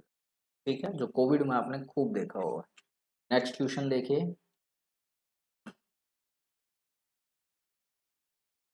ये देखिए बहुत अच्छा क्वेश्चन आया है, इरिक्शंस की स्टेज पूछी गई है आपसे। इरिक्शंस ने जो है वो psycho development sorry growth and development जो है वो प्रोग्रेसिव सक्सेसफुली हुआ है। तो देखिए अकॉर्डिंग टू इरिक्शन ने क्या कहा है, नीचे ऑप्शन दिए गए हैं जिनमें बिहेवियर आपको शो हो रहा है, would indicate that 2 year old child, यानी कहने का मतलब ये बात किसकी कर रहा है, इन्फेंसी के बाद की बात कर रहे हैं, यानी अर्ली चाइल्डहुड जिसको बोलते हैं अपन, अर्ली चाइल्डहुड। ठीक है, अर्ली चाइल्डहुड जो कि कब से होता है, 18 मंथ से लेके 3 ईयर तक का होता है। ठीक है, ये आपको याद है। तो 2 साल का जो बच्चा होता है वो ग्रोथ और डेवलपमेंट की कौन सी प्रोसेस को सक्सेसफुली कर चुका है, जो इरिक्शन के अकॉर्डिंग होता है। 2 साल का जो बच्चा है वो तो इन्फेंसी में आएगा नहीं। तो देखिए यहाँ से रिलेटेड मैं आपको कुछ आपको बताता हूँ जो डेवलपमेंट क्वेश्चंस पूछे जाएंगे आपसे। फर्स्ट होती है इन्फेंसी। इन्फेंसी आप सभी को पता है 0 to 1 ईयर होती है। ठीक है, ये बात आपको याद रखनी है, या फिर आप 0 to 18 मंथ तक की मान सकते हो। ठीक है, वैसे 12 मंथ की होती है। ठीक है, तो इन्फेंसी में आपको याद रखना है ट्रस्ट वर्सेस मिसट्रस्ट, ये आपसे क्वेश्चंस बहुत ज़्यादा पूछा जा सकता है, तो ये आपको याद रखना है, ट्रस्ट वर्सेस मिसट्रस्ट इन्फेंसी में देखने को मिलेगी। सेकंड आ गया है आपका अर्ली चाइल्डहुड, जो मैंने अभी आपको बताया है 18 मंथ से लेके 3 ईयर का बच्चा हो। ठीक है, यहाँ पे ये बच्चा क्या करता है, ऑटोनोमी करता है, वर्सेज इसमें आपको क्या देखने को मिलेगा, शेम देखने को मिलेगा, डाउट देखने को मिलेगा। ठीक है, थर्ड आपके पास ऑप्शन होता है लेट चाइल्डहुड। लेट चाइल्डहुड जो इम्पोर्टेंट है वही मैं आपको बता रहा हूँ। लेट चाइल्डहुड में आपको याद रखना है ये होता है टोडलर की एज में। ठीक है, 3 ईयर से लेके 6 ईयर तक की जो एज होती है, यानी टोडलर याद रखना है आपको। टोडलर बहुत इंपॉर्टेंट है, पूछा जाता है। टोडलर में आपको याद रखना है, टोडलर हमेशा इनिशिएट करते हैं, किसी भी चीज़ को नया को ट्राई करेंगे, इनिशिएटिव वर्सेस गिल्ट भी फील होता है फिर उनको। ठीक है, ये आपको याद रखना। नेक्स्ट फिर आपको याद रखना है लेट चाइल्डहुड के बाद में आएगा स्कूल एज। स्कूल एज, ठीक है, लेट चाइल्डहुड या फिर प्री स्कूलर एज भी बोल सकते हो आप इसको। स्कूल एज होती है 6 to 12 ईयर, 6 to 12 ईयर। ठीक है, यहाँ पे कैंडिडेट क्या करता है, इंडस्ट्री इंडस्ट्री यानी बनाने की कोशिश करता है, एंड इन्फीरियोरिटी, इन्फीरियोरिटी। ठीक है, ये आपको याद रखना है। और लास्ट आपकी बचती है, और भी हैं लेकिन यहाँ तक पढ़ाऊंगा मैं आपको, एडोलसेंस। एडोलसेंस होता है आपका 12 साल से लेके 20 साल तक का। ठीक है, और ये हमेशा role versus sorry identity versus role confusion, ये आपको याद रखना है। ये जो एडोलसेंस व्यक्ति जो इस स्टेज में होते हैं ना, जो किशोर जिसको बोलते हैं अपन, एडोलसेंस जो कैंडिडेट होते हैं, वो हमेशा रोल कंफ्यूजन में रहते हैं कि उन्हें क्या करना चाहिए क्या नहीं करना चाहिए, इस तरह से। तो आइडेंटिटी यानी वो कोशिश करते हैं अपनी आइडेंटिटी बनाने की अपने दम पे, और वो रोल कंफ्यूज भी करते हैं, ठीक है। स्कूल एज वाले व्यक्ति जो होते हैं वो इंडस्ट्री यानी नई नई चीज़ें ट्राई करते हैं, ठीक है, मतलब बनाते हैं। इंडस्ट्री का मतलब हो गया बनाना, ठीक है, ये आपको याद रखना है। और जो टोडलर होते हैं ना, टोडलर जो कैंडिडेट होते हैं वो नई नई चीज़ें इनिशिएट करते हैं, ठीक है, नई नई चीज़ें इनिशिएट करेंगे, स्टार्ट करेंगे, फिर गिल्टी होता है उनको, जब वो चीज़ें सही नहीं होती हैं तो गिल्ट भी होता है। तो ये सारे जो आपको चीज़ें फीचर्स जो आपको देखने को मिलेंगे, ये इस एज के अकॉर्डिंग साइको जो मतलब ग्रोथ और डेवलप साइको डेवलपमेंट जो हो रहा है, जो इरिक्शन ने थ्योरी दी थी, ठीक है, उसके अकॉर्डिंग इस हिसाब से नीचे की तरफ जैसा मैं बता रहा हूँ आपको, इस तरह से उसमें डेवलप होते हुए चलती हैं। वो हर इंसान में होती हैं, जो इन्फेंट होता है वहां से लेके, यानी बर्थ हुआ है तब से लेके और ओल्डर एज तक, ठीक है। तो क्वेश्चन आपसे 2 ईयर का पूछा है, तो अर्ली चाइल्डहुड में आपको याद रखना है ऑटोनोमी वर्सेस सेम डाउट होता है। तो यहाँ पे देखिए कौन सा होगा, child play collaboratively with other children, child seeks validation from primary caregiver, okay, child try to new powers of speech, ठीक है, और child imitates behaviour of others, ठीक है। तो देखिए ये जो ऑप्शन है ना, सी आपका जो ऑप्शन है वो यहाँ पे राइट रहेगा। Child imitates behaviour to others, ये आपका ऑप्शन है टोडलर का, ठीक है, ये आपको याद रखना है, ये ऑप्शन रहेगा आपका टोडलर का, ठीक। तो ये आपको याद रखना है, ठीक है। Child play collaboratively with other children, ये रहेंगे आपके स्कूल एज में, ये आपके रहेंगे स्कूल एज में, ये आपका रहेगा इन्फेंसी में, किस में रहेगा, इन्फेंसी में। तो राइट आंसर आपका क्या रहेगा, सी, क्लियर है।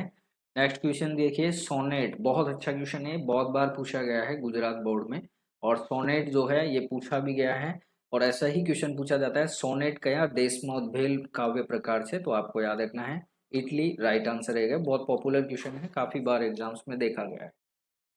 नेक्स्ट क्वेश्चन देखिए, बहुत अच्छा क्वेश्चन है, विच of following not indirect mode, यहाँ देखिए क्वेश्चन यहाँ फंसा हुआ है, विच of following not indirect mode, ठीक है, not indirect mode of transmission of disease, ठीक है।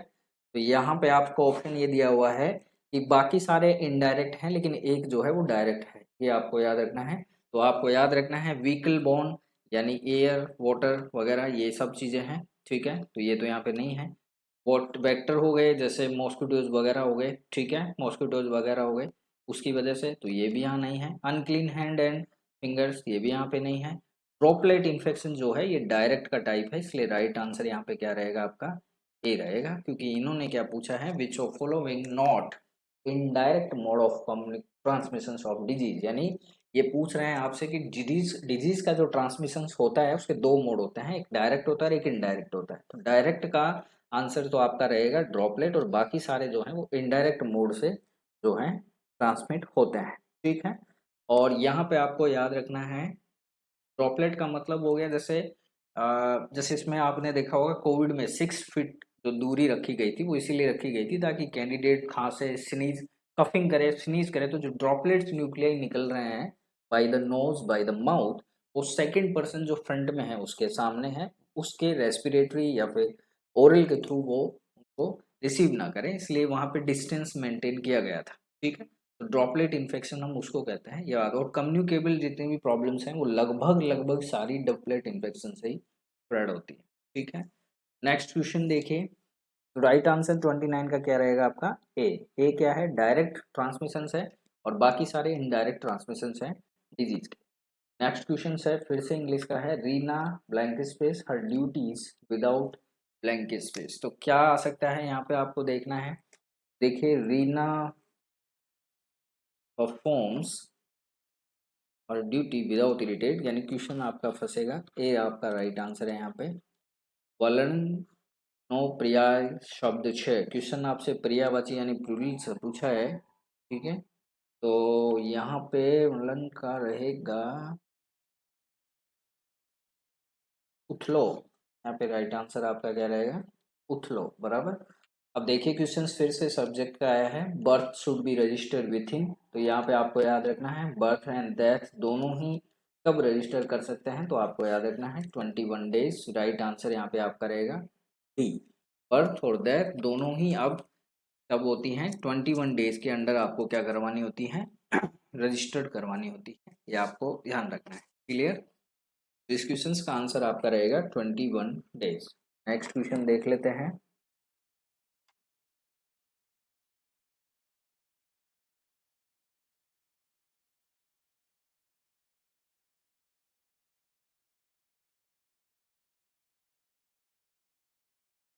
फिर से इंग्लिश का क्वेश्चन है, काफी question English. Our government is trying its best for women. हमारी गवर्नमेंट ट्राई कर रही है its best for women empowerment in every walk of life. तो याद रखना है यहाँ पे ऑप्शन आपका रहेगा बी। ठीक। नेक्स्ट क्वेश्चन देखिए। धीमे धीमे छाणी छटा थी તું મરજ લઈ ડોલતો વાયુ વાય। पंक्तिનો छंद जણાવો। क्वेश्चंस का आपका आंसर है डोल वायु वाव, पंक्तिनो छंद जણાવો। ठीक। मेरे हिसाब से इसमें आपका राइट आंसर रहेगा डी रहेगा, सद्रा। ठीक है। राइट आंसर आपका क्या रहेगा। ठीक है। नेक्स्ट क्वेश्चन देखिए, जीके का है, बहुत अच्छा क्वेश्चन है। भारत में घर वपराश, भारत में घर वपराशनी વીજળીકરણની આવૃત્તિ શું હોય છે, તો 50 हर्टेज बराबर, याद रखना है। राइट आंसर यहाँ पे आपका ये रहेगा। नेक्स्ट क्वेश्चन देखिए, फिर से सब्जेक्ट का क्वेश्चन आया है। केज क्वेश्चनरी पूछा गया है आपसे क्वेश्चन, और ये मैं पढ़ा चुका हूँ ऑलरेडी, प्रीवियस पेपर सॉल्यूशंस की किसी वीडियो में है। केज क्वेश्चनरी आपसे पूछी गई है। बेस्ट ट्रीटमेंट पूछा, best use by the nurse in with client who is abusing. ठीक है। तो देखिए केज क्वेश्चनरी जो है ना, वो हम किसके लिए यूज करते हैं, तो आपको याद रखना है अल्कोहल। राइट आंसर यहाँ पे क्या रहेगा, सी। और मैंने इसके बारे में पढ़ा भी रखा है आपको। ठीक है। तो केज क्वेश्चनरी दिमाग में फिट कर लेना, बहुत इंपॉर्टेंट है, काफी एग्जाम्स में पूछी गई है। केज क्वेश्चनरी जो है वो इस्तेमाल करते हैं हम जब अल्कोहलिज्म के जो पेशेंट्स होते हैं उनके साथ कन्वर्सेशन करते समय, तो उनमें क्या है, कुछ क्वेश्चन से रिलेटेड पूछे जाते हैं। प्रसिद्ध जैन मुनि हेमचंद्राचार्य जन्म क्या थयो हतो, तो धंधुका। राइट आंसर, ये तो बहुत पॉपुलर क्वेश्चन है, डी। ठीक है। नेक्स्ट क्वेश्चन देखिए, बहुत अच्छा क्वेश्चन है। फिर से पोस्टमार्टम क्वेश्चन आया है। विच of following disorder is self limiting condition. देखिए सेल्फ यहाँ पढ़ना है आपको। सेल्फ लिमिटिंग कंडीशंस में आपको डिसऑर्डर बताना है कौन सा रहेगा। तो देखिए पोस्टपार्टम साइकोसिस और postnatal depression, postpartum anxiety disorder, postpartum blues. तो सेल्फ लिमिटिंग कंडीशंस आपकी रहेगी पोस्टपार्टम ब्लूज। राइट आंसर यहाँ पे रहेगा आपका डी। अब पोस्टपार्टम साइकोसिस और पोस्टपार्टम डिप्रेशन या पोस्टनेटल डिप्रेशन के बारे में आपको बताऊं, तो देखिए पोस्ट नेट पहले पढ़ लेते हैं पोस्टपार्टम साइकोसिस के बारे में। तो यहाँ देखिए क्या लिखा हुआ है, साइकोसिस। तो पहली चीज तो आपको याद रखनी है, ये रेयर डिसऑर्डर है। दूसरी चीज, इसमें आपको हेलुसिनेशन देखने को मिलेगा, क्योंकि साइकोसिस लिखा हुआ है, तो आप समझ जाइएगा इसमें हेलुसिनेशन देखने को मिल सकता है, इल्यूजन आपको देखने को मिल सकता है, डिल्यूजन आपको देखने को मिल सकता है, और डिसऑर्गेनाइज थिंकिंग भी देखने को मिल सकता है। डिसऑर्गेनाइज थिंकिंग, ठीक है, ये आपको याद रखना है। डिसऑर्गेनाइज थिंकिंग का मतलब है इस लेडी की जो थिंक है वो प्रोसेस पूरी तरीके से डिसऑर्गेनाइज हो चुकी है। पोस्ट नेटल डिप्रेशन की मैं बात करूं तो ये जनरल कॉमन डिसऑर्डर है, लेडी में देखने को मिलता है, अपने बच्चे को लेके देखने को मिलता है। तो यहाँ पे आपको ध्यान रखना है, यहाँ पे आपको क्या देखने को मिलेगा, सैडनेस देखने को मिल सकती है, एंजाइटी देखने को मिल सकती है, जो कि जनरल है। ठीक है। रेयर मतलब इतनी सीरियस प्रॉब्लम नहीं है, जनरल है, सैडनेस है, एंजाइटी आपको देखने को मिल सकती है, मूड स्विंग भी आपको देखने को मिल सकता है। और मूड स्विंग तो वैसे भी होगा क्योंकि हार्मोनल इम्बेलेंस की वजह से मूड स्विंग हो जाता है लेडी में। पोस्टपार्टम ब्लू मैं आपको क्यों बोल रहा हूँ सेल्फ लिमिटिंग कंडीशंस, इसमें आपको याद रखना है। पहले क्वेश्चन तो आपको इसमें बेबी ब्लूज भी बोलते हैं, इसको याद रखना है। बेबी ब्लूज के नाम से भी जानते हैं और मैटरनिटी ब्लूज के नाम से भी जानते हैं। ठीक है। मैटरनिटी ब्लूज के नाम से भी जानते हैं इस प्रॉब्लम को। ठीक है, ये आपको याद रखना है। और सेकंड चीज, ये ज़्यादातर मेरे हिसाब से 2 वीक तक ही होती है, और ये हार्मोनल इम्बेलेंस की वजह से होती है, हार्मोनल इम्बेलेंस की वजह से। ठीक है। एस्ट्रोजन और प्रोजेस्टेरोन के इम्बेलेंस की वजह से ज़्यादातर पोस्टपार्टम ब्लूज देखने को मिलता है। और इसमें जो है वो मूड स्विंग जो आपको साइन देखने को मिले वो देखने को मिले, मूड स्विंग हो गया, के साथ साथ इरिटेबिलिटी भी देखने को मिलती है, ठीक है, इरिटेबिलिटी देखने को मिलती है और एंजाइटी देखने को मिलती है, एंजाइटी देखने को मिलती है, ठीक है, फटीग देखने को मिल जाएगी और स्लिप में भी प्रॉब्लम देखने को मिलती है, हाँ, डिफिकल्टी इन स्लिप, ये कॉमन से साइन आपको देखने को मिलेंगे पोस्टमार्टम ब्लूज में। इसमें आपको याद रखना है कंडीशंस कैसी हो जाती है, सेल्फ लिमिट हो जाती है, खुद को लिमिट कर लिया जाता है, ठीक है। फिर से तो राइट आंसर यहाँ पे किसका रहेगा, डी, ठीक है। नेक्स्ट क्वेश्चन देखिए साइकेट्रिक का ही है, excessive feeling of happiness is known as, ठीक है, एक्सेसिव फीलिंग आपसे पूछी गई है हैप्पीनेस की, तो आपको मैंने बढ़ा रखा है ये, एक्सेसिव फीलिंग ऑफ हैप्पीनेस जो होती है ना, ये होती है स्टेज मैनिया की, किसकी स्टेज है ये, स्टेज ऑफ मैनिया की, ठीक है, ये आपको याद रखना है, और कौन सी होगी, यूफोरिया। तो राइट आंसर यहाँ पे आपका क्या रहेगा, सी। एनेडोनिया का मतलब क्या होता है, एनेडोनिया का मतलब हो गया ये व्यक्ति अपने जो इमोशंस होते हैं, अपनी जो फीलिंग होती है, वो कभी भी एक्सप्रेस ही नहीं कर पाता है, ये आपको याद रखना है, ठीक है। यहाँ पे आपको याद रखना है unable to feel, unable to feel या फिर एक्सप्रेस प्लेजर, एक्सप्रेस प्लेजर, ये आपको याद रखना है, ठीक है। ये व्यक्ति ना अपनी फीलिंग्स को एक्सप्रेस कर पा रहा है ना अपने प्लेजर को, ठीक है। अकाथीशिया का मतलब क्या होता है, एकाथीशिया का मतलब हो गया एकाथीशिया का मतलब हो गया यहाँ मूवमेंट का रिलेटेड प्रॉब्लम है, ठीक है। तो यहाँ पे आपको रेस्टलेसनेस देखने को मिलेगी, रेस्टलेसनेस, या फिर आप इसमें एक याद रख सकते हैं unable to sit still, unable to sit still, ये व्यक्ति एक जगह नहीं बैठ सकता है, इनेबल टू सिट स्टिल, इसको मूवमेंट से रिलेटेड प्रॉब्लम है। पैरालेलिया का मतलब क्या होता है, एक होता है इकोलेलिया, एक होता है इकोलेलिया, इकोलेलिया में तो आपको याद रखना है दोनों वर्ड एक ही चीज है, इकोलेलिया, लेकिन फर्क क्या है देखो, इकोलेलिया में ये याद रखना है ये व्यक्ति दूसरों के द्वारा जो बोले गए शब्द हैं उनको कॉपी करता है और फिर खुद बोलता है, ठीक है। यानी इकोलेलिया का मतलब क्या हो गया, जैसे मैं हूं, मुझे इशू है और मेरे सामने कोई व्यक्ति है, जो जो वर्ड वो व्यक्ति बोलेगा वो वर्ड मैं वापस रिपीट करूंगा, वो ही मैं वर्ड बोलूंगा, दैट्स मीन हो गया इकोलेलिया, यानी दूसरे के वर्ड्स को कॉपी करके आप रिपीट कर रहे हैं, वो होता है इकोलेलिया। और पहला लेलिया क्या होता है, पहली लेलिया का मतलब क्या होता है, यहाँ भी रिपीटेशन ऑफ वर्ड ही होता है, ठीक है, ये आपको याद रखना है यहाँ पे क्या होता है, involuntary repetition, involuntary, involuntary repetition of one's word, one's word during speech, खुद मैं कोई भी बात कर रहा हूँ, बीच बात करते करते, स्पीच करते करते करते करते मैं इनवॉलेंट्री वर्ड्स का इस्तेमाल करूंगा अपने आप, ठीक है। तो यहाँ पे भी यही है, इनवॉलेंट्री रिपीटेशन हो रहे हैं वर्ड्स का ड्यूरिंग द स्पीच, और इकोलेलिया में याद रखना है, इकोलेलिया में दूसरा व्यक्ति जो बोल रहा है उसकी कॉपी करके अगर हम बोल रहे हैं तो वो होता है इकोलेलिया। और एक और होता है इकोप्रेक्सिया, एक होता है इकोप्रेक्सिया, इकोप्रेक्सिया में आपको याद रखना है दूसरा व्यक्ति जो जो एक्शन करता है या जो जो एक्ट करता है, अगर वो एक्ट सारे के सारे कॉपी करके मैं भी करने लग जाऊं तो मुझे क्या प्रॉब्लम है, इकोप्रेक्सिया, समझ गए, दोनों में फर्क है। इकोप्रेक्सिया किससे रिलेटेड है, एक्ट से रिलेटेड है, यानी दूसरे के एक्ट को अगर आप कॉपी करते हैं, इमिटेट करने के बाद आप उसको कैरी कर रहे हैं, आप भी उसी एक्ट को कर रहे हैं, वो कहलाता है इकोप्रेक्सिया। और दूसरे के बोले गए शब्दों को, सेंटेंस को अगर आप रिपीट कर रहे हैं, कॉपी कर रहे हैं, इमिटेट्स कर रहे हैं, दैट्स मीन हो गया इकोलेलिया। पहली लेलिया का मतलब हो गया कि आप अपने स्पीच कंटिन्यूअस चल रही है आपकी, लेकिन फिर भी आप इनवॉलेंट्री रिपीटेशंस कर रहे हैं, वर्ड का इस्तेमाल कर रहे हैं, वो भी ऑन्स खुद के ही, ठीक है, वो होता है पहली लेलिया, ठीक है। राइट आंसर्स एक्सेसिव फीलिंग मैंने आपको बता दी है, मेनिया की फर्स्ट स्टेज होती है जिसको बोलते हैं यूफोरिया। अहमदाबाद मुंबई माटे सूचित बुलेट ट्रेन प्रोजेक्ट अंतर्गत सर्वप्रथम कया शहर में रेलवे स्टेशन નું बांधकाम पूर्ण કરવામાં આવશે, तो राइट आंसर शायद इसका सूरत है, राइट आंसर यहाँ पे रहेगा डी, ठीक है, बुलेट ट्रेन का प्रोजेक्ट हाँ सूरत ही है, ठीक है। नेक्स्ट क्वेश्चन देखिए,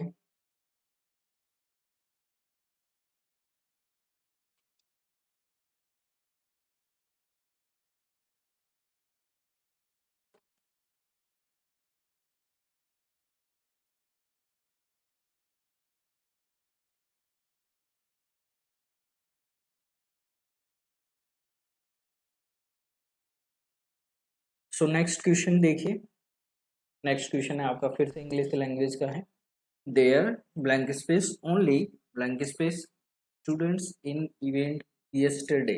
ठीक है, क्वेश्चन देखिए पास्ट का है ये। ठीक है, तो पास्ट का है तो देयर है प्लूरल में, तो व्यू ए फ्यू, तो राइट आंसर यहाँ पे ए रहेगा। There were only a few students in event yesterday, correct है, राइट आंसर ए रहेगा यहाँ पे। नेक्स्ट क्वेश्चन देखिए, बहुत अच्छा क्वेश्चन है।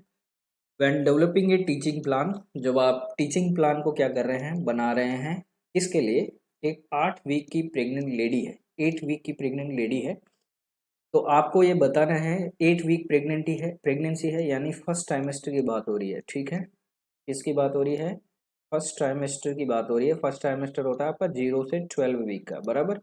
विच of following food would nurse suggest, कौन से फूड नर्स जो है वो सजेस्ट करेगी to meet the client need for increase folic acid, ये आपको याद रखना है। और फर्स्ट ट्राइमेस्टर में आपको याद रखना है फोलिक एसिड को ज़्यादा देते हैं, क्यों, prevent NTD neural tube defect ना हो ये बच्चे में, उस वजह से प्रेग्नेंट लेडी को फोलिक एसिड फर्स्ट ट्राइमेस्टर में दिया जाता है।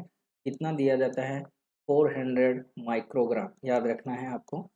अब ये पूछ रहा है कि आपको फोलिक एसिड बढ़ाना है, 8 वीक की प्रेग्नेंट लेडी है, तो आप कौन सा फूड उसको देंगे जिसमें फोलिक एसिड ज़्यादा हो, तो आपके पास राइट आंसर होगा सी, यानी स्पाइनच। क्यों, क्योंकि सी फूड जो होते हैं इनमें आपको देखने को मिलेगा जिंक और विटामिन B12, जिंक और विटामिन B12 इसमें रिच होता है सी फूड में। योगर्ट की मैं बात करूँ तो योगर्ट में आपको प्रोटीन दिखेगा, विटामिन दिखेंगे। ठीक है, ये आपको याद रखना है। और बनाना में आपको पोटाशियम देखने को मिलता है और फाइबर देखने को मिलता है, याद रखना है। ठीक है, तो राइट आंसर आपका क्या रहेगा यहाँ पे, स्पाइनच। नेक्स्ट क्वेश्चन पूछा है आपसे, स्वच्छ भारत मिशन योजना नो सिंबल શું છે? तो स्वच्छ भारत मिशन योजना નો સિમ્બલ છે ગાંધી બાપુના ચશ્મા, એક બાજુ स्वच्छ અને બીજા બાજુ भारत લખેલું चित्र। ठीक है, तो राइट आंसर यहाँ पे रहेगा आपका बी। ठीक है, नेक्स्ट है संधि जोड़ो परिणीति, इसकी संधि बनेगी आपकी परि प्लस नीति, ऑप्शन आपका ए राइट होगा। नेक्स्ट क्वेश्चन देखिए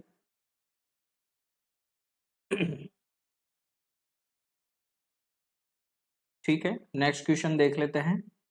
आपेल वाक्य अधोरेखित शब्द नो समास ओळखाओ, यानी ये जो लाइन लिखी हुई है इस शब्द का आपूते खिचड़ी बनावी ना राखियोबा। ठीक है, ये क्वेश्चन मेरे से नहीं होगा। ठीक है, तो इसका क्वेश्चन अपन छोड़ देते हैं। देखिए अब सब्जेक्ट का क्वेश्चन आ गया है, which sign is considered as welcome sign in pregnancy. बहुत अच्छा क्वेश्चन है, क्वेश्चन आपसे पूछा गया है वेलकम साइन प्रेगनेंसी का। ठीक है, वेलकम साइन ऑफ प्रेगनेंसी जो कहते हैं वो कहते हैं अपन किसको, एक आपको याद रखना है वेलकम साइन ऑफ प्रेगनेंसी जिसको कहते हैं ना वो होता है लाइटनिंग, याद रखना है आपको, लाइटनिंग। और लाइटनिंग का मतलब क्या होता है, फीलिंग ऑफ रिलैक्सेशन। मदर को रिलैक्सेशन की फीलिंग होती है ना, उसको बोलते हैं लाइटनिंग। ठीक है, फीलिंग ऑफ लाइटनिंग या फिर फीलिंग ऑफ रिलैक्सेशन, बराबर, लाइटनिंग इसका राइट आंसर रहेगा। और लाइटनिंग में आपको याद रखना है, लाइटनिंग जो होती है वो थर्ड ट्राइमेस्टर में होती है। ठीक है, थर्ड ट्राइमेस्टर में देखने को मिलती है। और प्राइमी में ये 38 वीक में होगी, प्राइमी में, जो प्राइमी ग्रेविडा मदर है, और मल्टी ग्रेविडा जो मदर है उसमें आपको 36 वीक में देखने को मिलती है। ठीक है, ये आपको याद रखना है। बात करें क्विकनिंग की, क्विकनिंग क्या है, फर्स्ट फीटल मूवमेंट है, फर्स्ट फीटल मूवमेंट है, ये आपको याद रखना है। फर्स्ट फीटल मूवमेंट है जो मदर को फील होती है। ठीक है, और ये प्राइमी में आपको देखने को मिलती है आई थिंक 18 वीक में, और मल्टी में देखने को मिलती है 16 वीक में, और ये सेकंड ग्रेविडा में होती है। किस में होती है, सॉरी सेकंड ट्राइमेस्टर में, ग्रेविडा नहीं, सेकंड ट्राइमेस्टर में। शो क्या होता है, ब्लड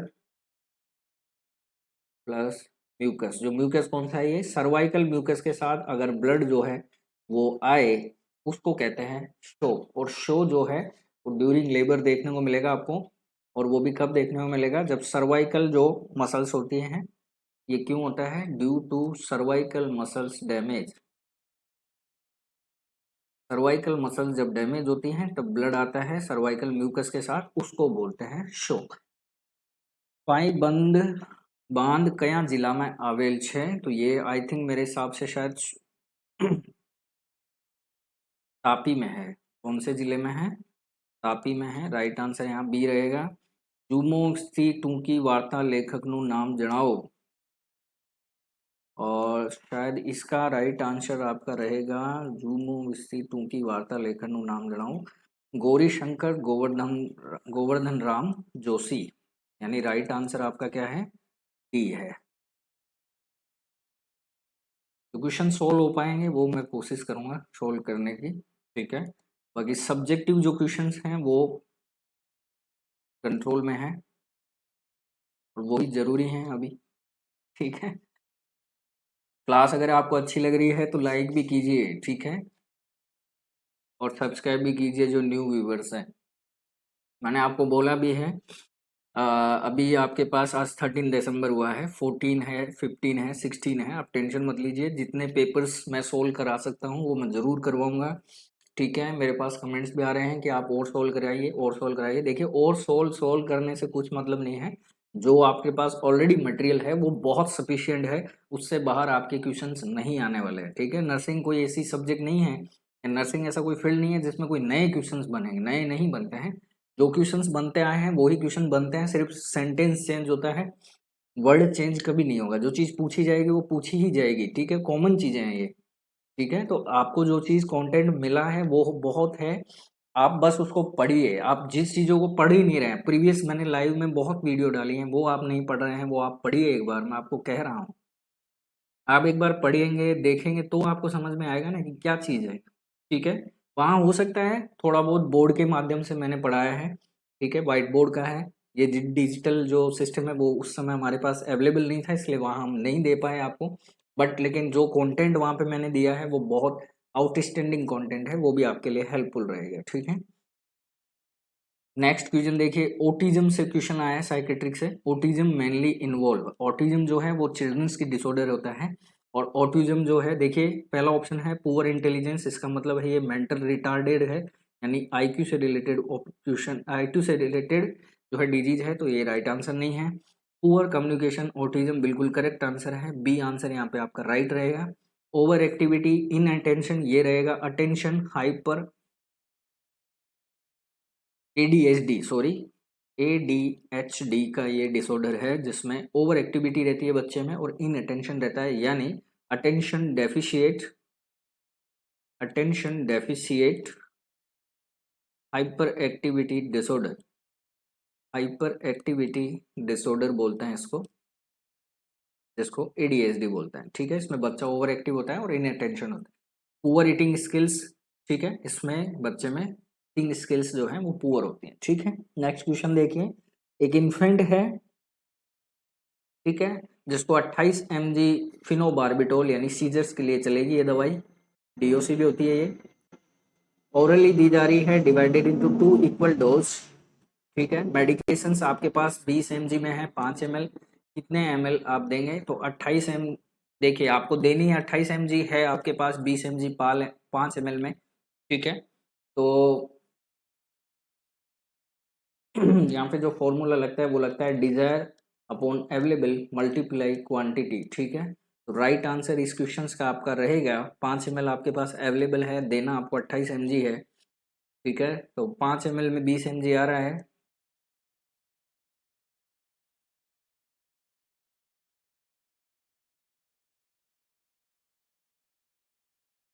यानी आपको 2 इक्वल डोज में देना है, यानी 2 इक्वल डोज कितना हो गया इसका?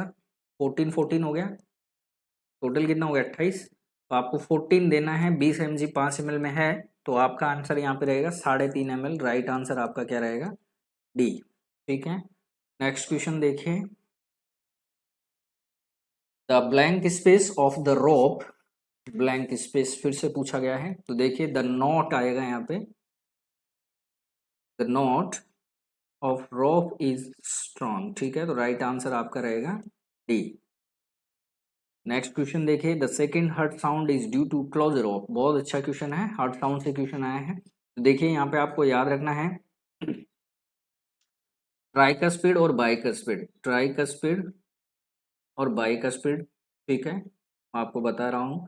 ट्राइकस्पिड जो है वो आपके राइट साइड में होते हैं, यानी राइट ऑट्रियल और वेंट्रिकल्स के बीच में, और बाइकस्पिड जो है वो लेफ्ट ऑट्रियम और वेंट्रिकल के बीच में वॉल्व होते हैं। इन दोनों के क्लोजर से S1 साउंड आता है, जिसको बोलते हैं अपन फर्स्ट साउंड, ठीक है, जिसको बोलते हैं फर्स्ट साउंड। और ये दोनों कौन से वॉल्व हैं? ऑट्रियो वेंट्रिकुलर, सॉरी, ऑट्रियो वेंट्रिकुलर वॉल्व हैं ये, ठीक है, ऑट्रियो वेंट्रिकुलर वॉल्व हैं। मैंने आपको बता दिया है ट्राइकस्पिड जो है वो राइट ऑट्रियम राइट वेंट्रिकल के बीच में होगा, और बाइकस्पिड जो है वो लेफ्ट ऑट्रियम और लेफ्ट वेंट्रिकल के बीच में होता है, ठीक है, ये आपको याद रखना है, ठीक। अब आपसे पूछा है सेकंड का, तो सेकंड कहाँ होंगे? सेमी ल्यूनार, यानी राइट आंसर आपका सी रहेगा, यानी एरोटिक और पल्मोनरी। एरोटिक और पल्मोनरी जो वॉल्व होते हैं, इन दोनों वॉल्व के क्लोज होने से कौन सा साउंड आता है? S2 साउंड आता है, यानी सेकंड हार्ट साउंड आएगा, ये बात आपको ध्यान रखनी है। और फर्स्ट हार्ट साउंड जो आता है आपका, वो आता है ट्राइकस्पिड और बाइकस्पिड से, ठीक है। फोरामेन ओवल किसको कहते हैं? तो याद रखना है, होल होता है एक, जो बिटवीन किसके होल जो है, ये बात कर रहा हूँ मैं इंट्रा यूटेराइन लाइफ में जो बच्चा होता है उसके होल होता है कहाँ पे? होल आपको याद रखना है कहाँ पे होता है?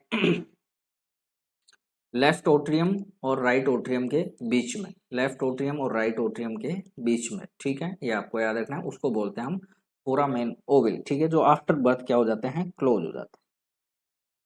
नेक्स्ट क्वेश्चन देखिए, अलंकार उड़खाओ, ठीक है, ये क्वेश्चंस भी मेरे सब्जेक्ट से बाहर है। नेक्स्ट क्वेश्चन देखिए, विच of following comments if made by patient, बहुत अच्छा क्वेश्चन है, डिप्रेशन का क्वेश्चन है, बहुत पॉपुलर है, याद रखना है, क्वेश्चंस बहुत सारे एग्जाम्स में पूछा गया है। और यहाँ पे सुसाइडल टेंडेंसी आपको चेक करनी होती है, रिस्क आपको चेक करना है। क्वेश्चन ये है, एक व्यक्ति है जिसने कमेंट्स पास किया है, इफ मेड बाय पेशेंट, व्यक्ति जो क्लाइंट जो पेशेंट है वो डिप्रेशन का है, उसने कमेंट पास किया है क्या? हु हैज मेजर डिप्रेशन, एक तो वो मेजर डिप्रेशन का है, would indicate increase risk of suicide, यानी आपको वो कमेंट्स चेक करना है जो उस पेशेंट के द्वारा दिया गया है, जिससे आपको लगे कि ये व्यक्ति सुसाइड की रिस्क में ज्यादा है या फिर सुसाइड कर सकता है। तो देखिए पहला ऑप्शन क्या है, I think the doctor should give me more medicine. Patient ऐसा कहे कि भाई डॉक्टर मुझे ऐसा लगता है कि मोर मेडिसिन देगा, तो इससे तो लग नहीं रहा है कि सुसाइड करेगा। I miss my family specially my children, इससे भी नहीं लग रहा है। I think I will lie down, I feel like sleeping, नहीं।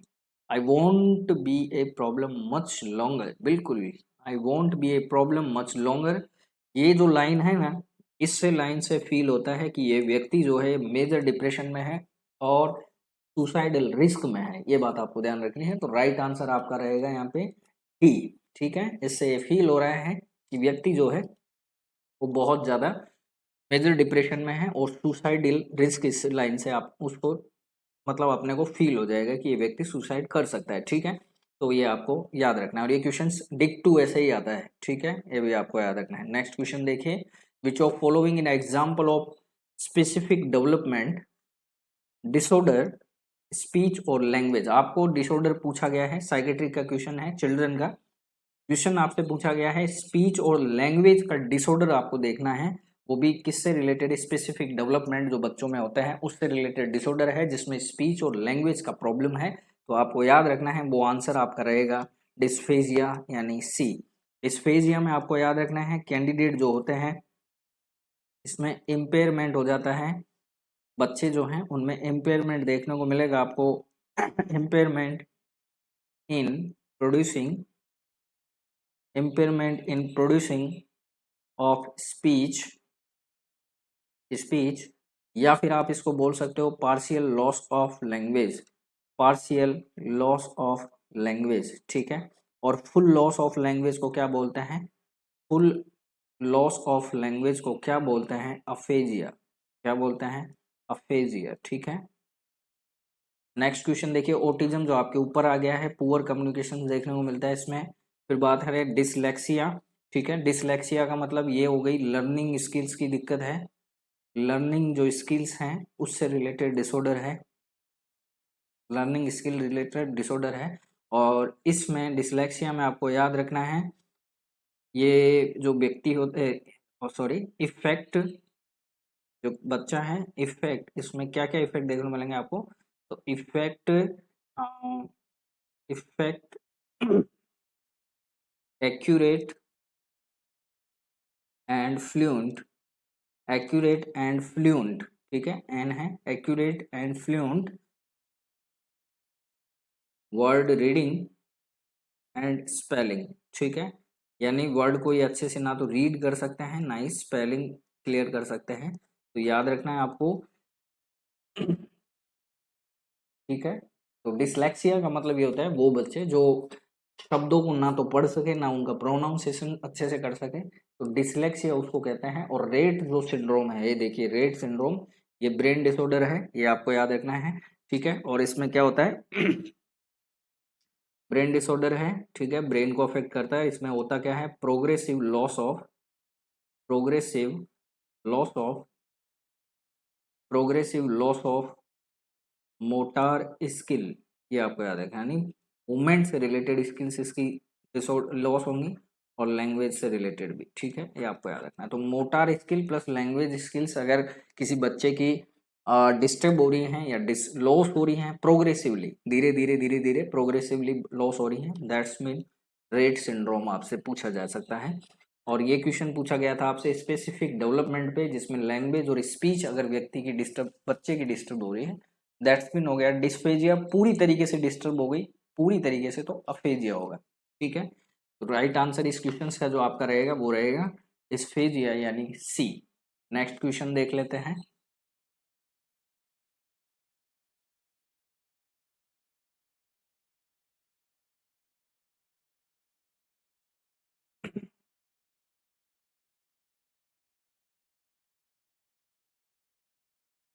ठीक है,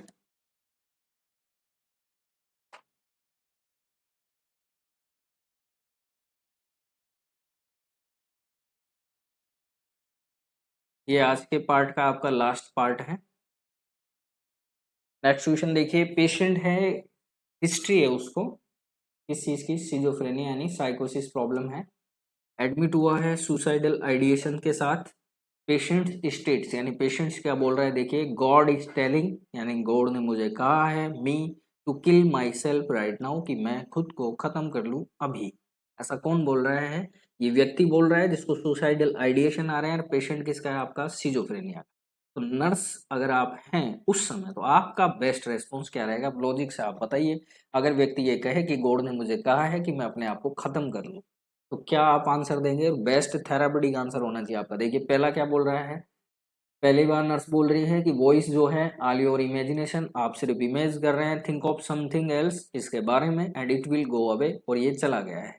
भैया आप अगर ऐसा बोलेंगे ना कि आप उसको इमेजिनेशन है वगैरह वगैरह, या मान लिए यहाँ वो चीज़ें आपकी बिल्कुल भी थेरापेटिक नहीं है, क्योंकि आपको पता है ये व्यक्ति जो है वो साइकोसिस का है, तो जाहिर सी बात उसमें इमेजिनेशन है, लेकिन आपको उसको नहीं बताना है, ठीक है।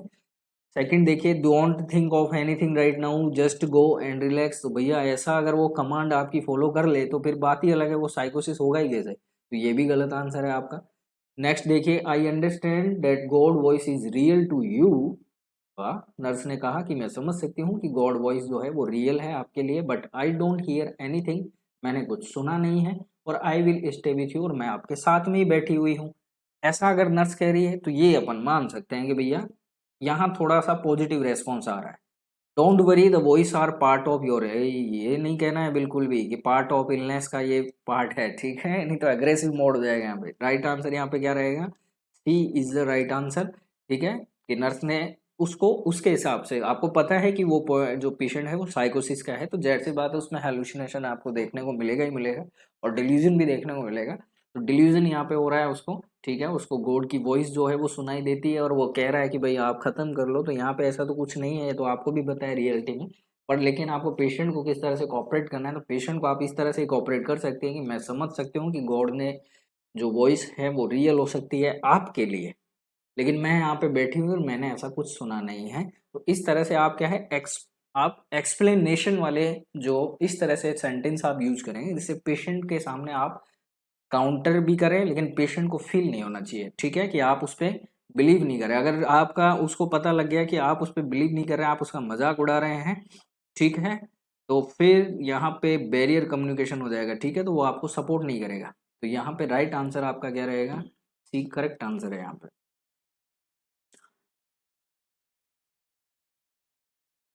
क्वेश्चन है, एने पग वड़े माटी बूंदी नाखी वाक्यમાં કયો शब्द नाम योगी छे, बराबर। तो यहाँ पे नाम योगी शब्द आपको ढूंढना है, तो वड़े होगा शायद मेरे हिसाब से, वड़े यहाँ पे राइट आंसर रहेगा। During the first year, next question देखिए, during the first year of life, okay, infant जो है वो एक्सपीरियंस कर रहा है a rapid period of growth and development. देखिए क्वेश्चन क्या घुमाया है, एक फर्स्ट ईयर लाइफ चल रही है, ओके चलो इन्फेंसी है, एक्सपीरियंस कर रहा है बच्चा, रैपिड पीरियड और पीरियड कर रहा है ग्रोथ को भी डेवलपमेंट को भी, ओके ठीक है। At end of first year, यानी फर्स्ट ईयर के एंड में, it is expected that the infant weight in comparison to birth weight has, simple सा क्वेश्चन है, क्या घुमाया है इन्होंने, इस तरह से ही क्वेश्चन घुमाएंगे। देखिए अब क्वेश्चन क्या पूछा गया है, बर्थ वेट पे क्वेश्चन पूछा गया है, किस पे पूछा गया है, बर्थ वेट पे क्वेश्चन पूछा गया है। सिंपल सा क्वेश्चन है, इन्फेंट है वो 1 ईयर की लाइफ के एंडिंग में, यानी 12 मंथ उसको हो चुके हैं, और यहाँ पे आपसे क्वेश्चन पूछा गया है कि कंपैरिजन अगर आप बर्थ से कर रहे हैं, it is expected that infant weight in comparison to birth weight से अगर आप कंपैरिजन कर रहे हैं, तो 1 ईयर के एंड में आपका इस बच्चे का बर्थ वेट कैसा होगा। तो देखिए क्वाड्रिप्लेट नहीं होता है, मल्टीप्लाइड भी नहीं होता है, डबल जो है वो 6 मंथ पे हो जाएगा, ये आपको याद रखना है, और ट्रिपल जो है वो 1 ईयर पे होगा। तो राइट आंसर यहाँ पे आपका क्या रहेगा, डी। इस तरह से क्वेश्चन घूमते हैं, देखिए इजी क्वेश्चंस को भी किस तरह से घुमाया है, ठीक है। नेक्स्ट क्वेश्चन देखिए, बहुत अच्छा क्वेश्चन आया है, थ्योरी पे क्वेश्चन है, सेल्फ केयर डेफिशिएट थ्योरी, इसका पूरा नाम मैं बता देता हूँ आपको, सेल्फ केयर डेफिशिएट थ्योरी किसने दी थी, बहुत अच्छा क्वेश्चन है, ठीक है, और ये दी है डोरथिया ओरम ने, ठीक है। तो सी यहाँ पे आपका राइट आंसर रहेगा।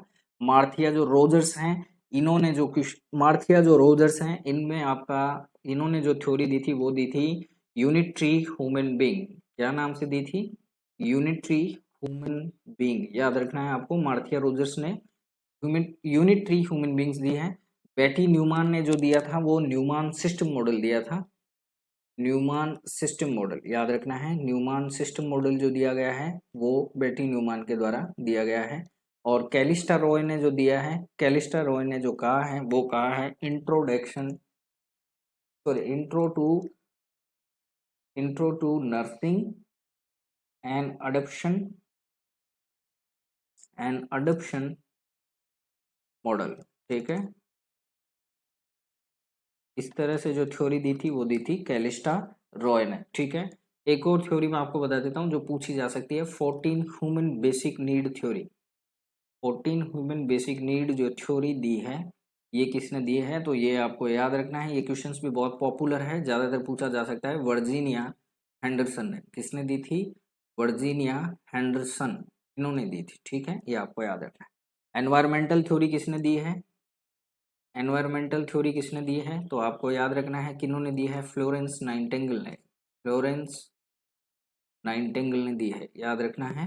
लेडी विथ लैंप जिन्हें कहा जाता है, क्या कहा जाता है, लेडी विथ लैंप, ठीक है।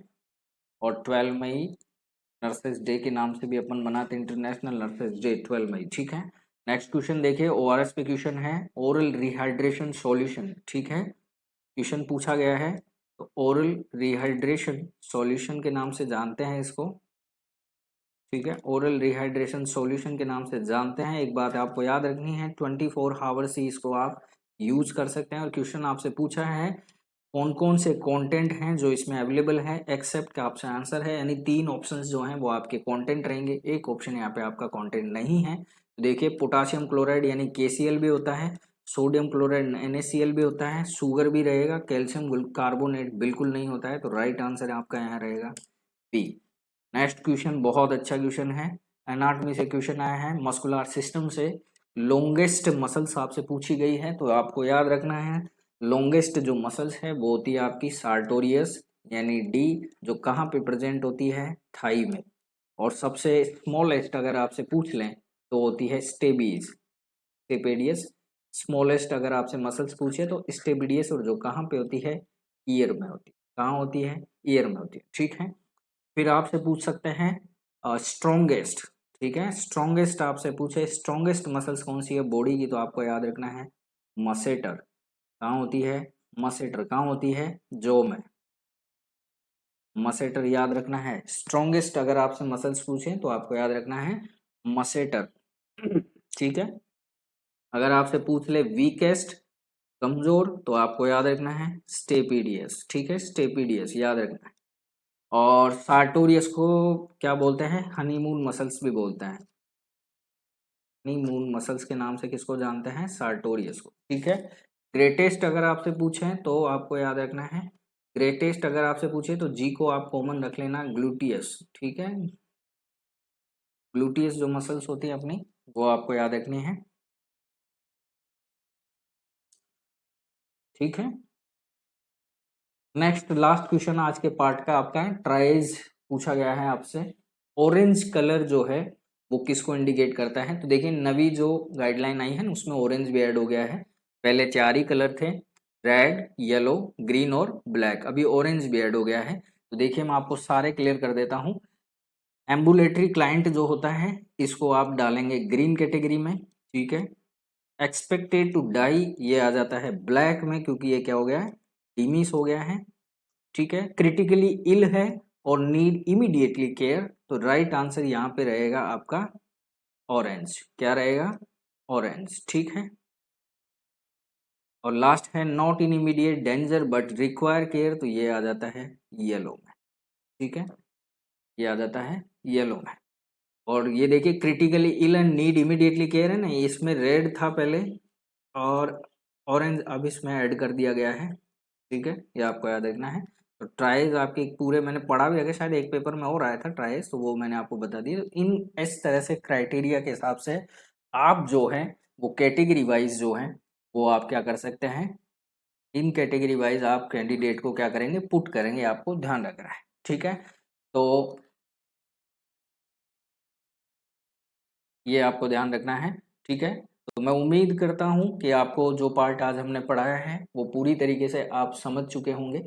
और अगर फिर भी कोई क्वेश्चंस में आगे कोई क्यूरी है तो वो आप ज़रूर मेंशन कीजिए कमेंट्स बॉक्स में। और चैनल पे अगर आप नए हैं तो सब्सक्राइब कीजिए, वीडियो अगर आपको अच्छी लगी है तो लाइक कीजिए, और मोटिवेशंस भी बनिए, अपने खुद के भी बनिए, और आने वाले जो फ्यूचर्स एस्पायरेंट्स हैं उनके लिए भी आप खुद एक मोटिवेशन बन सकते हैं। मेहनत कीजिए। और देखिए रही बात एंडिंग ऑफ क्लास में, तो इस जिस स्टेज में आज आप हैं उस स्टेज में हम भी रहे हैं और सब रहे हैं। ऐसा नहीं है कि जो भी कंपटीटर बने हैं वो डायरेक्टली उन्होंने अपने मतलब एक जंप मार के और क्लियर कर लिया है क्राइटेरिया को, तो इस तरह से तो कुछ हुआ नहीं है लाइफ में, ठीक है। तो सब कुछ उन्हें मिला है लेकिन मेहनत से मिला है। तो आप सभी लोगों से मेरी यही एडवाइस है कि मेहनत करते रहिए और एक ना एक दिन आपको सक्सेस ज़रूर मिलेगी, ठीक है। और फिर मिलते हैं नए वीडियो के साथ, पार्ट बी के साथ, इसी पेपर्स को आगे सॉल्यूशन करते हुए, ठीक है। तब तक आप अपना ख्याल रखिए और स्वास्थ्य का ध्यान रखिए, पढ़ते रहिए, मुस्कुराते रहिए। फिर मिलते हैं, ठीक है। जय हिंद, जय भारत।